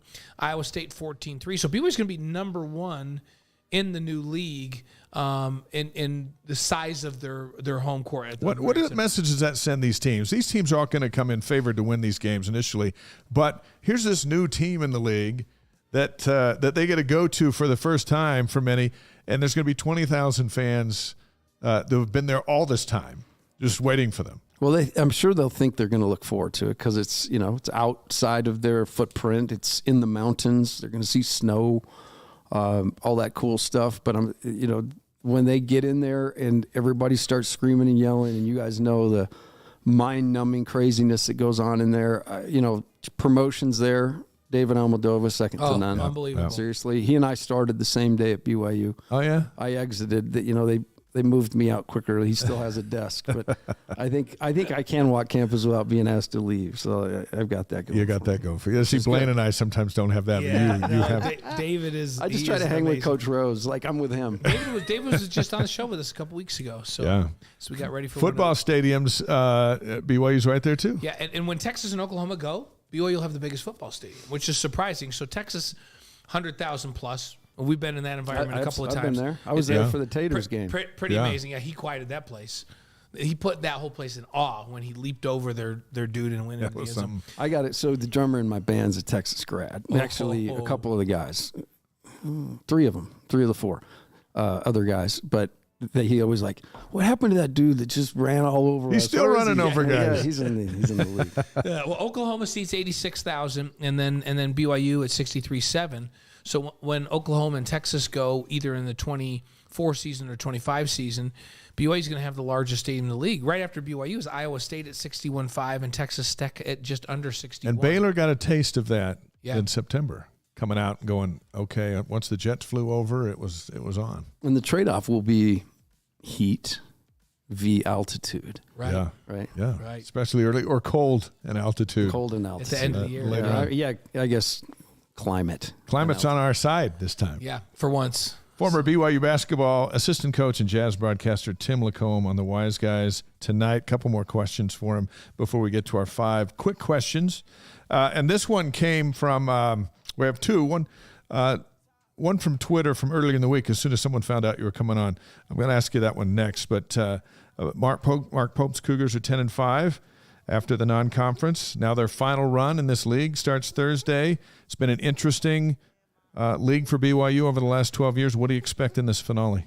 I sure like what I've seen, from the results after the UVU game. I think it looked like everybody kind of just decided to kick everything into the middle, and whatever they needed to win, they took, and everything else they got rid of.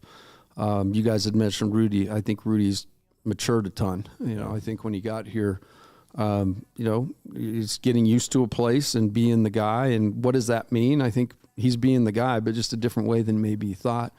And then I just can't say enough. I text Mark and Cody and told Nick as well that it's so hard when you get knocked down like that. You're embarrassed. You get knocked down, Sure. You're laying on the mat. You don't necessarily want to see anybody, and the hard thing is to confront and deal with it all. And they did the hard thing. I think it's paid off. I think they're getting better this year. I think I think they're going to be way better in league than I thought they'd be.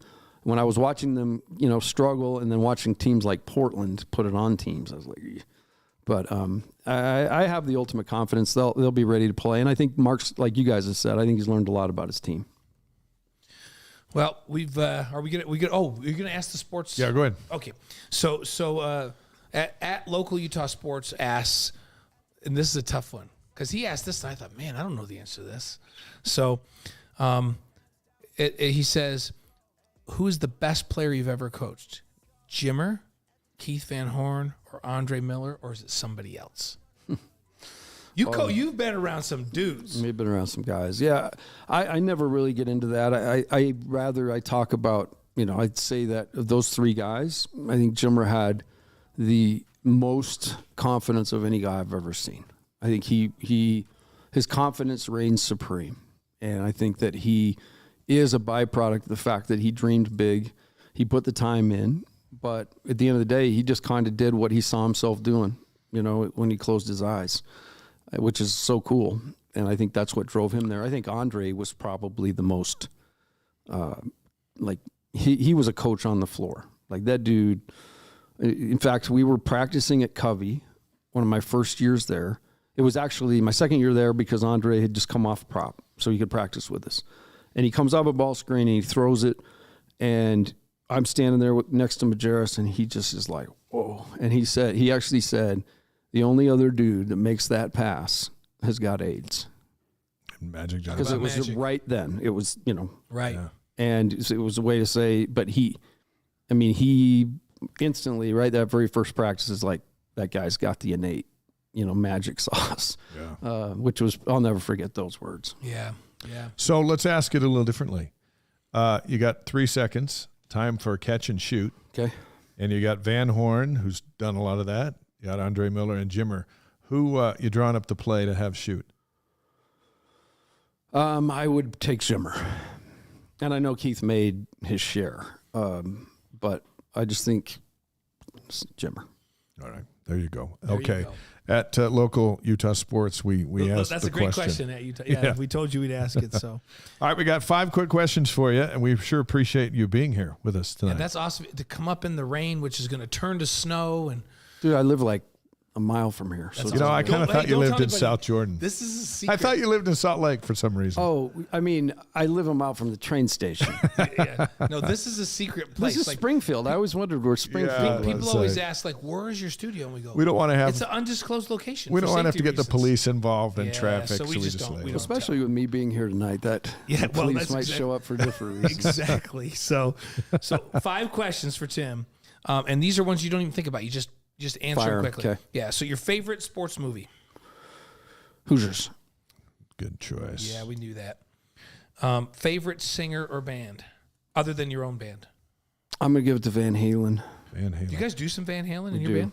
When's your next gig, by the way? We're going to do something here this summer. And what's the name of the band? The Party Hounds. Party Hounds. The Party Hounds. Will you do us a favor? Is it 80s stuff? Is it like Van Halen? Yeah, we can play anything. We play Nirvana. We play Alice in Chains. Before your next gig, will you come in here, back on the show, and we'll talk about some stuff and promote the gig? Yeah, for sure. Yeah. Okay. All right. I'll get- So that will are get you guys in are for you free. playing rhythm Party guitar, Hounds. lead guitar? What are you playing? I sing. I've been the singer. So it's my high school band. We've been together Are you better 4 than years. Kevin Costner's band? I think so. Okay. I think we're actually pretty good. Good. The Party Hounds. Singer's the weak So you're link. not playing an instrument. You're the lead. I singer. play guitar. Fortunately, the too, singer is and the I will least play important guitar. thing in a band. Yeah. Okay. I will play guitar in this one because I'm starting to shred. I'm gonna have to sit in with you guys. Starting to shred. Do you play Yeah. guitar? Guitar, piano, drums. What do you want? I'm in. Okay. So Hey, we could practice in this undisclosed location. yes, we can. So, okay. We so might need to do that in But an Van undisclosed Halen location. it is right after Party Hounds, and then favorite breakfast cereal. Come on. Captain Crunch. Classic. Nice. And we always tell everybody, we don't tell you before, but anybody that chooses like a healthy cereal without sugar on it, they're just So they don't get invited. You know, No- because this no is a respect. sports show. This is No just where respect honesty whatsoever. I reigns. can promise you, if I pulled up this hoodie, you can tell I don't eat real yeah. That's hey, nutritious like. I'm a Captain Crunch with Crunch Berries guy. So, your favorite WCC moment? The win at Gonzaga. Mm-hmm. We got there that night. The night before, they had their paper out for the next day, and it had 32-0 on it. Yeah, I remember that. Coach grabbed it. 2017. You got behind 18-2. Did you still feel that way? Oh no, I was looking for the escape hatch. Which I was also, that's last game. The saddest part for me is our last game. That San Diego game was such a dud. Yeah. And I was looking for oh man, that was hard. But that night up in Spokane, once you got a couple of buckets to seal it, because it wasn't a Nate Austin block or something. This was you were up, and this is how this was going to go. How nice was it to just stand there in the kennel and let them know that BYU is coming, reign supreme? It was pretty awesome. The one cool thing we have the two staffs, like there's so much respect and affinity for each other with Mark and his guys. But even he, as we walked to shake hands, just had this sheepish grin on his face, like, you guys, man. It was cool because we couldn't, we didn't make the tournament that year.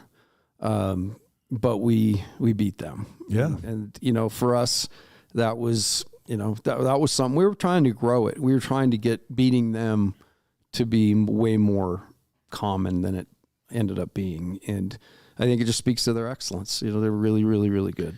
People don't understand how hard it is to be as good as Mark and that crew is every single year after year. That's not easy. When you beat them again up there, what year was that with Austin's block? that before then? That was before. This is the year they were undefeated number 1. But which was more satisfying, that one or this one? The undefeated, beating a number 1. You know, Because I think they were like number 2 in the other game. Very few, like you look at number 1s on the road, and that was really kind of fun to be able to do that. Yeah. And our team, I'm telling you, those guys we had that year were so tough. They fought through a bunch, and it was just neat to see them have kind of a memorable, cool moment that will never be forgot. Yeah, that was something else. All right. Okay, and the last one is your favorite Dave Rose coaching moment. Man, there's so many. But I think, you know, I think I'll keep. I think his ability to just get guys to believe. You know, I think that was his gift. For example, I just think, you know, you look through the years, we had guys like a guy like Brock Zylstra, you know, who came here as a walk-on, but coach just, you know, put him in the game. He liked him. He thought he was physical. He thought he could be a shot maker.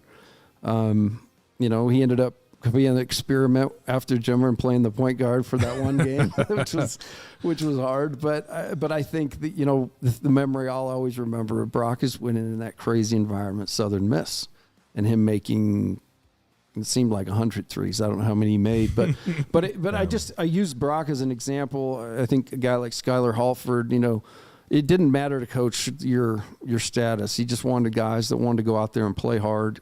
He wanted guys that wanted to win and certainly do that by scoring. He definitely, you got that from Guy. Yeah. He definitely wanted to score. will there ever be a Jimmer mania moment again at BYU? Well, I figure what was Ainge? I mean, Ainge was 80, 79, 80. But that was so much different than Jimmer. Yeah, it was. But I mean, I was a kid there watching the game, so they were all important. But I think, you know, it's just fast forward and social media got a hold of it all, and that's media the itself. Right. Who knows? Maybe 30 years from now. There'll be some every 30. Maybe every 30 after Jimmer. So what would that be? 45, 44.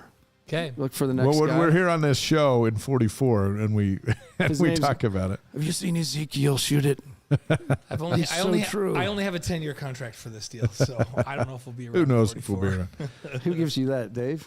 Yeah, Dave. Yeah. I contract with him. He contracts with me. We're on 10-year, 10-year retainer. Retainers. Yeah. Hey, give our best to Rachel and your family. Was Christmas good? Christmas was awesome. And what's your number one New Year's resolution? Take more time for myself. I'm constantly like a hamster on the wheel. And I've got to figure out a way to be just a little more. Now you're kind of in our realm now that you're a jazz broadcaster. Yeah. It's a little different. Dude, it's not just... Tell folks what you're doing with that. Because we told them about Party Hounds, but what about the jazz game? Okay, so I've got three. I do three. So I have... I'm a general manager of a staffing agency called Spherion. 6 locations up and down the Wasatch Front. Been around 15 years. And so I started in May running that, or being the general manager of that for the owner. So that's nuts. And then on top of that, Jazz play 82 games. You guys know what that's like. That's crazy. We're fortunate to only have 13 football and 30 basketball. So, some years I've done, the most I've done is 46 basketball and 17 football. I can't complain to you. 82 is a lot. You've done all that in corporate too. But then we've in addition to that, we're doing during football season a studio show every week, podcast. Yeah. So I think I've probably done 100 events. That's why we can relate. Yeah, we can relate to it. We know it's crazy. Dots on the calendar. We're not in a band, but we can relate. You have to be a little nuts to do it. We know that. No, you got to be a lot of nuts to do it. But you know what else you have to be? Passionate about. You have to be willing to be the village idiot, even when you're not. By how social media and everyone reacts to what they choose to hear and what you say are two very different things, and you just have to have a thick skin. There's just no way everyone will like you, and you have to be okay with that. And in our nature, we want everyone to like us. No, exactly. I felt the same way coaching too. Yeah, it was hard because sometimes you just have to be the bad dude, But the way that I view the world, people to me, at the end of the day, I've been a lot of places, lived a lot of places, worked for a lot of places, but the stuff I remember is all tied to a person. People really are the secret sauce. It's how we tried to be as coaches. You know, I heard last night in the broadcast that Pop's big like that. You know, the people in his life are really, really that important. So I think as long as we keep it there, you know, I chuckle too at stuff that I heard about myself, that hey, he was only there because he, you know, was Dave Rose's best buddy and all this stuff.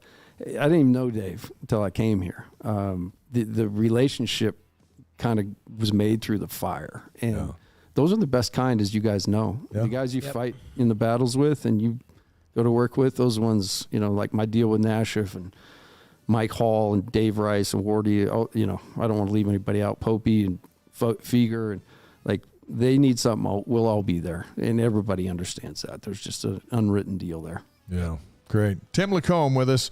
We'll listen to you on the Jazz. This is the Jazz are off tonight. That's why we're glad we could get you in. Perfect. On a Tuesday, and best of luck. We look forward to you coming back, and we can ahead of the next Party Hounds gig. Yes, let's promote that. That's a and good we'll idea. promote that, and who knows what kind of basketball season we'll be recapping ahead of joining the toughest league in America. Well, I'm excited for it, and I think they got the right people there. You know, it's fun to watch, and we'll just see how this season ends up for them. All right. Okay, we'll let you go out into the rain. Thank you. Thanks so much, Tim. Great Podcast will be up tomorrow. We'll send it to you, and then you can get some more feedback from everybody. All right, let me tell you what we've got coming up next week. Ronnie Jenkins, BYU running back. He's the first BYU. Sean No, he's not Olmstead. the first. I was going to say first running back to run 4.3, but I think Scotty Phillips ran 4.3. We'll ask him about that. I think I don't want to sell Scott Phillips short, because I think Scott ran the 4.3s as well. Sean Olmstead will be with us too in studio. Men's volleyball head coach as they get ready for the new season. Danny Ainge will be with us later in the month. Brian Santiago is going to stop by. We got a lot of administrative type questions. I think for Brian to be with people will want to know and can ask on YouTube and Twitch. And so we got a great month ahead to start the new year. Let's talk about the bowl games. They're now finally starting to get good, but let's just mention the ones that involve Big 12 teams, because that's what we're into now. Yeah, so tonight, you already mentioned this earlier, but the Guarantee Rate Bowl, Oklahoma State against Wisconsin. I find myself with some Big 12 pride now. You have to, right? Like, I like Wisconsin, but I'm rooting for Oklahoma State because Big 12. That's our league. That one starts in about 40 minutes from where we're speaking now, so that's a late one. The Military Bowl on Wednesday is Central Florida. They're taking on Duke. Yep, the Liberty Bowl, Kansas and Arkansas. Big time for Kansas. They don't usually go to bowl games. Interesting. Like, you're going to notice BYU has been in bowls in recent years as an independent. They played P5s during the season, but not very often are they getting P5s in bowl games. Moving forward, most of these games are going to be against P5s. Just about everyone. Yep. Just about everyone. Texas Bowl on Wednesday, Texas Tech and Ole Miss. That's Jackson Dart going up against the Red Raiders. Yep, and then the Cheez-It Bowl, Oklahoma is going to play Florida State on Thursday. And a couple of players get to stay in the Cheez-It room. The Cheez-It room. Yep. And you know what? The Cheez-It Bowl sounds like a cheesy bowl. But BYU would love to be in the Cheez-It Bowl. Cheez-It Bowl's good. And I don't want to be one of those players in that gaudy yellow and red room. That's to be a sleepless night. Alamo Bowl is also on Thursday. That'll be Texas against Washington. We'll pull for Texas and Steve Sarkisian for at least a season. Yeah, then when they go to the SEC, then they're on their own. Then they're on. We don't care about them anymore. So how about the Sugar Bowl, Kansas State and Alabama on Saturday? Yeah, that's going to be interesting. Yeah. That's going to be interesting because Kansas State is the one that's going in with the edge. But all Alabama's players are playing in it. Quarterback, everything. We're playing the game. No one's opting out. Yeah, I have so much respect for that. Yeah. Unlike Ohio State, who came to the Rose Bowl last year to play Utah and said, "Oh, we have 19 guys aren't playing." Right. Because the Rose Bowl doesn't matter. And they've even had guys withdraw, and they're in the playoff this year. Yeah, it's crazy. It's like does nothing matter. No respect for that. So does nothing matter. Respect for Bama. And then the Fiesta Bowl, of course, in the college football playoff semifinal, TCU will face Michigan. That's a great game on Saturday. Yeah, I don't know who's going to win versus that. offense. I don't know who's going to win that one. But I like Harbaugh. There's something about Harbaugh I like. Discipline, toughness. Yeah, I like him too. Cougars in the NFL, speaking of big games, and they're starting to be super meaningful. Sunday, January 1st. Yeah, the Cardinals and the Falcons. Tyler Algier with the Falcons having a great season. He's chasing a big game. I think he can get to 1,000 yards. Hey, on fantasy, they project him to get 18 points this week. So starting him this week. Yep. Starting him.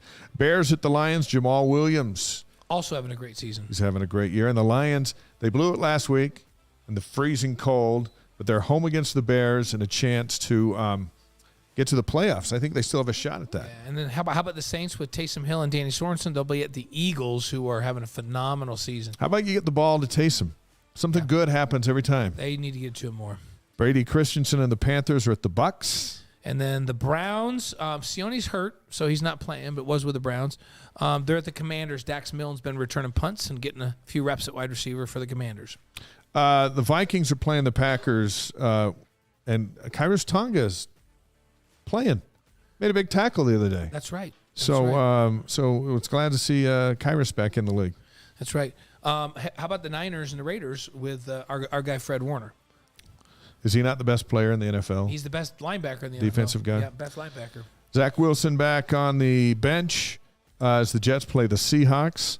And then Kyle Van Noy and Michael Davis, who lit it up last night on Monday Night Football. Davis had a pick. Yep. Van Noy had some super big hits. They clinched a playoff spot for the Chargers. Chargers in the playoffs, and they're home against the Rams. Well, we're going to – and by the way, we're going to start a campaign, Zach Wilson to the Niners. That's the campaign.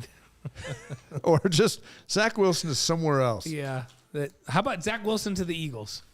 Anywhere that's better than the Jets. Just about every team needs a better backup than they currently have. And that's okay for Zach to go to a team and be a back. He's still a young kid. Let him learn it. Let him learn from there. That's what Steve Young did. Steve Young was – people forget how miserable Steve Young was with the Tampa Bay Buccaneers when they were horrible. Yeah.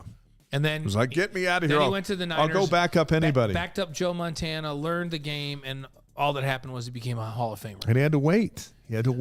And the Tampa fans weren't even as brutal as the Jets fans. No. Because the Tampa fans knew they were bad. They know.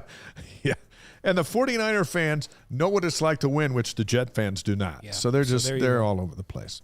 It's that time of year, and this is our last show before we ring in 2023, which is amazing to say. And so we thought, well, let's spend a little bit before we do this day in history on resolutions in our final minutes here. The top 10 most popular, right? Yeah, this is according to GoSkills.com. See where these fit on your list of serious New Year's resolutions. Number 1, exercise more. It's on everybody's, I think. Yeah. Yep. Lose weight's number 2. Yep, that's on mine. I'm going to drop 15 lbs in the next couple of weeks. How about get organized? Number 3. Always popular. Number 4 most popular, learn a new skill or hobby. Yeah, I need to learn several new skills and get a couple of hobbies. I don't have a hobby. Number 5. You don't even have time for a hobby. No. Number 5, live life to the fullest. How is that a resolution? It's because you're going to stop and smell the roses. It should just say stop and smell the roses. One time when I was a kid, I stopped and smelled the roses across the street from my neighbor's house, and then I picked a whole bunch and took them home and gave them to my mother, who got mad at me for fleecing the Roylance's flower bed. And then years later, she came around to say, you know what? I should have focused on my son bringing me flowers and not my son stealing the Roylance's flowers. A lesson learned. Lesson learned, Mom. But am I wrong, or do roses actually not smell good? I don't know. They seem like they smell nice, but there were others in the flower bed too. I don't know. Is that song? I think they do. You know, what's when the you song? get Hey, roses DJ, for your wife, they smell good. What's the good. song by where roses really smell like, Outcast with roses really smell like poo, is what they say. Who sang the rose? Who sang the rose? Bette Midler? Yeah, but she didn't say it smelled good. No. I think roses smell fine, and we wouldn't get them for our wives. Yeah. Well, and Billy Joel, every time he touched a rose, he only felt a thorn. There's a lot of songs about roses. None that say they smell good. So there you go. Paper roses. We'll ask Marie when she's in next. So save, number 6, save more money and spend less money. That is a resolution that there's someone significant in my life that I wish should take that on. Wow. Wait, are our initials? Save more money. Does their initials begin with a D? Spend less money. Does their initial begin with a D? Let's move right to number 7. Okay, quit smoking. Quit smoking. Spend time with families, number 8. Number 9, travel more. Number 10 is read more. 9, I'm putting up to 1. Travel more? Yep. 10 is read more. I'm putting that to 11. I added number 11. And 11, watch and listen to the wise guys more often. Yeah, that should be up there on those are the top 10 most popular. And now here comes the top 5 resolutions you should never make, according to RealBuzz.com. So we'll go 5 down to number 1. Join a gym straight away. Yeah, they're saying don't just join a gym because you'll be out of there in 2 weeks. Yeah. Get some shoes, make a plan. Yeah, research it out. Decide what you're going to do. Number 4, lose X amount of weight. Big numbers don't work. They say start small. Someone say, I'm going to lose 15 pounds in the next 2 weeks.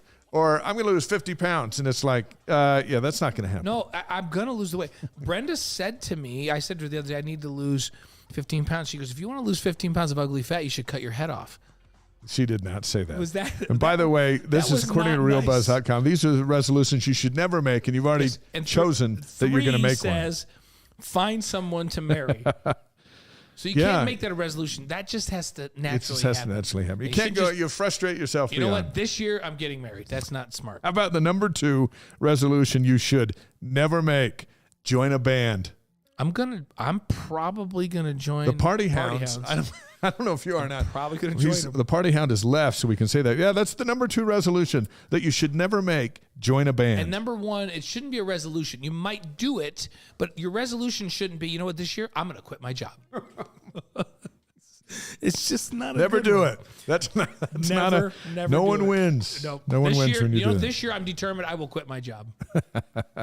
Okay, before we head down the home stretch, give us 3 resolutions for the BYU football team in 2023. These are Blaine Fowler's New Year's resolutions for BYU football. Number 1, I'm doing them in regular order, not in reverse order. Number 1, do whatever it takes in the offseason to have fewer injuries in 2022. Well, they changed the strength staff. Yep. So that's the resolution is figure it out. Don't have 6 linebackers get hurt next year. Figure it out. So be healthy. That's a good one. Okay. Number 2, create the most reliable NIL system in college football. I didn't say get the most money and pay the most. I said actually deliver on what you promise and you will get guys. So create the most reliable. Because a lot of people are making promises they have no intention of keeping. Create the most reliable and honest NIL program in college football. Oh, that's a good one. And I can hardly wait. So what's number 3? You know what? I was saying. Are you feeling sheepish on number 3? Yeah, I'm going to say it. Go ahead. You need to step up to the plate, BYU. You're in the Big 12. You need to pay your coaches and all of your staff and everybody Big 12 wages. Can't lag behind any longer. You got to step up and do it. Write these down. Across all programs, really. But you said this was football. Yeah. So big time for football. Step up to the plate and pay what the Big 12 pays. So 3 great football resolutions from Blaine Fowler, which we will chart through the year. There we go. See how we're doing. December 27th, that's when we air this show. For the podcast, you're getting it the next day or a few days later or whenever. We're just glad you're listening to it. But this is what happened on the 27th. But here's what happened on December 27th over the course of time. In 1850, the Hawaiian Fire Department was established. I think that's significant. Yeah, they got volcanoes over there. Yeah, before that, they were just like, just let it burn. They had a let it burn policy. Let the trade winds come in and blow it out. Let it burn. If it catches on fire, it was meant to be. 1904 on this day, the stage play Peter Pan debuts in London. That was big. It was the start of a lot of stuff. Yeah. Eventually, it led to Hook, which I like. So, yes, it did. In 1932, Radio City Music Hall opens in New York City. I think we've all driven by it, walked past it. You haven't been in it? I haven't been in it. You've never been to the Rockettes Christmas Spectacular? No. Dude, I don't got time for the Rockettes. I finally took you to a Broadway musical 2 weeks ago. Yeah. I don't have enough time for the Rockettes in my life. Okay. 1945, the World Bank is created by 28 nations. Yeah, it's not doing so well right now. In 1964, the Supremes debuted on the Ed Sullivan Show. Ed Sullivan launched a bunch of careers. He was the man. How would you like to be Ed Sullivan when the Beatles? What do we got tonight? The Stones? Who are they? The Beatles. So much. The Beatles are coming on. Not so much. 1971 on this day, the first Fiesta Bowl was played between Arizona State and Florida State. BYU played in the Fiesta Bowl 3 years later, which was their first bowl game in 1974 against Kansas State. Now, the Cougars beat SMU last week in the New Mexico Bowl in their 40th bowl game in program history. BYU's a bowl regular, more than most programs in the country. So how about 1979, Knots Landing debuted on CBS? Kind of a spinoff. Kind of a spinoff. It was good. My friends and I watched it, but we were Dallas fans. Occasionally, JR would go over there and visit, see what's going on and mix it up. But that was Knott's Landing. And then 1987 on this day, Steve Largent sets the NFL record for career receptions with 752 with the Seahawks. Yeah. And they weren't even good back in Remember those that? days. Jim Zorn was the quarterback? They weren't even good, and he was catching all kinds of balls. So that all those things happen on this day over history. Now for the birthdays. Yeah, 1822. Louis Pasteur is born in 1822. And he invented pasteurization. Where would we be without that? Wait, didn't Louis Pasteur have something to do with? I'm trying to think of which vaccination Louis Pasteur was involved in. But anyhow, pasteurization was big. Yeah, I mean, like, or else the cream floats to the top of your milk. It's like, would we even be eating cold cereal without Louis Pasteur? Sure. 1962, Bill Self. Happy birthday to the coach of Kansas. And then on 1962, on the very same day. How could Gonzaga's coach Mark Few and Kansas's coach Bill Self have the same birthday? They've got it. Two of the best coaches in the history of the game, birthdays today. On this day we wish him a happy birthday. And they're both a little older than me. And we're going to see Gonzaga twice this year, and we're going to see Kansas twice next every year. Yeah. So December 27th, deaths. Stephen F. Austin helped colonize Texas. 1836, he passed away. He has a university named after him, right? Yeah. How about this one? 1923, Gustav Eiffel, who designed the Eiffel Tower. So, how do you think he'd feel about the one in Vegas? Nope. He's going to be like, Paris. Way too small. It's a lot closer. Yeah, way too small. So, have you been to the one in Paris? No, but I watched Superman. You got to go. Was it Superman 2? Wait a minute. No, what kind of an answer is that? I believe Superman 2 got the nuclear weapon. Have you ever been to the Eiffel Tower Powers? No, but I've watched Superman. There was a bomb there at the top of the tower, and he flew out and exploded in space, and it released General Zod and his two compadres. Jack, then they came to Earth. That's not an okay answer. Please help me here. Have you ever been to the Eiffel Tower? No, but I watched Superman. No, does not count. It was Superman 2. Opening scene. Does not count toward anything. I feel like I've been there. 2012, General Norman Schwarzkopf passes away. 2015, Meadowlark Lemon passed away on this day. I love Meadowlark Lemon. 2016, Carrie Fisher from Star Wars passed away. Princess Leia. What's your favorite Star Wars movie? I'm trying to think of which. You know what? The very first one, because I was still in one. It was 77. Yeah, because we went to see it. Oh, my whole family went to see it at the movies, and it was just such a new. Like everyone was good. Every sequel was good, but the very first one was amazing, in wonderment. What's your favorite? I think Jedi. Return of the Jedi. Is it? You know when they when Luke saved his dad. Yeah. That stuff. That was good. Yeah. It's so corny now when you watch it graphically compared to the new ones they've Yeah, made. and the special effects back at the first one. But the story was good. Yeah, Harrison Ford was good in that started it one. all off. So okay. Those are those who passed away on December 27th. Couple of notes before we go. Saturday night, New Year's Eve, we'll see you on BYU TV, 9 Eastern Time, 7 Mountain Time. BYU in Portland. Portland has got some nice wins this year. They're not the pilots that used to come in here. They're not your mother's pilots. They're or not your grandmother's pilots. First New Year's Eve game at BYU. Not afternoon. We're talking prime time. Wyatt Lowell is on the Pirates. Wyatt was on BYU's roster 2019-2021. Big 6'10" three-point shooter out of Gilbert, Arizona. That's right. Remember he left? Yeah. And then he went to Snow. I thought he had now he's at Portland. Had some injuries, and I thought he had such promise. Hey, by the way, Greg Romano reminded us, BYU played Oklahoma State in that 74 Fiesta Bowl, not Kansas State. Did I say Kansas State? Yeah, he just read it wrong. But Oklahoma State, Oak State. 16-6. Wasn't Terry Miller the running back? No, that was the Tangerine Bowl against Oklahoma State. That was Tangerine. Yeah. Oklahoma State, they separated Gary's shoulder. Who was the running back? Was that Thurman Thomas?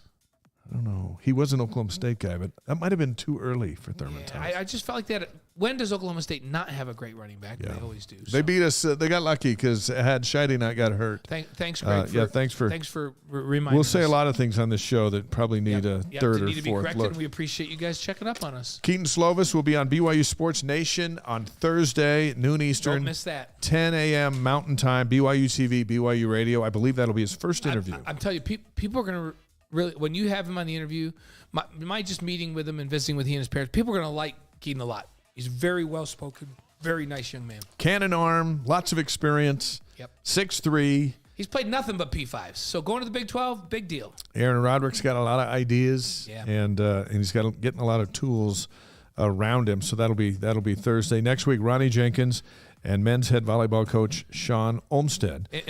And by the way, we still have it. At some point, we're going to make an announcement about Puka Nacua. Yeah, he still hasn't made a decision, so we haven't heard anything. So stay tuned. Stay tuned, and we'll keep you posted on that. Remember, subscribe, go to YouTube, Twitch, ysguys.com. Sign up for all that stuff. It's free. You'll get a little notification of when we're coming on. Yeah. You'll get highlight clips in our email. The only way I'm going to get to live out my 10-year contract with you on this deal and with Jack and with DJ is if people subscribe. So we need to subscribe. We do need to subscribe. The podcast will be up tomorrow morning. Have a happy new year. We'll see you in 2023. Thanks, everybody. See you in 2023. And we'll see you Saturday, too, on the last day. On BYU TV for the last game of 2022. Good night. See you then.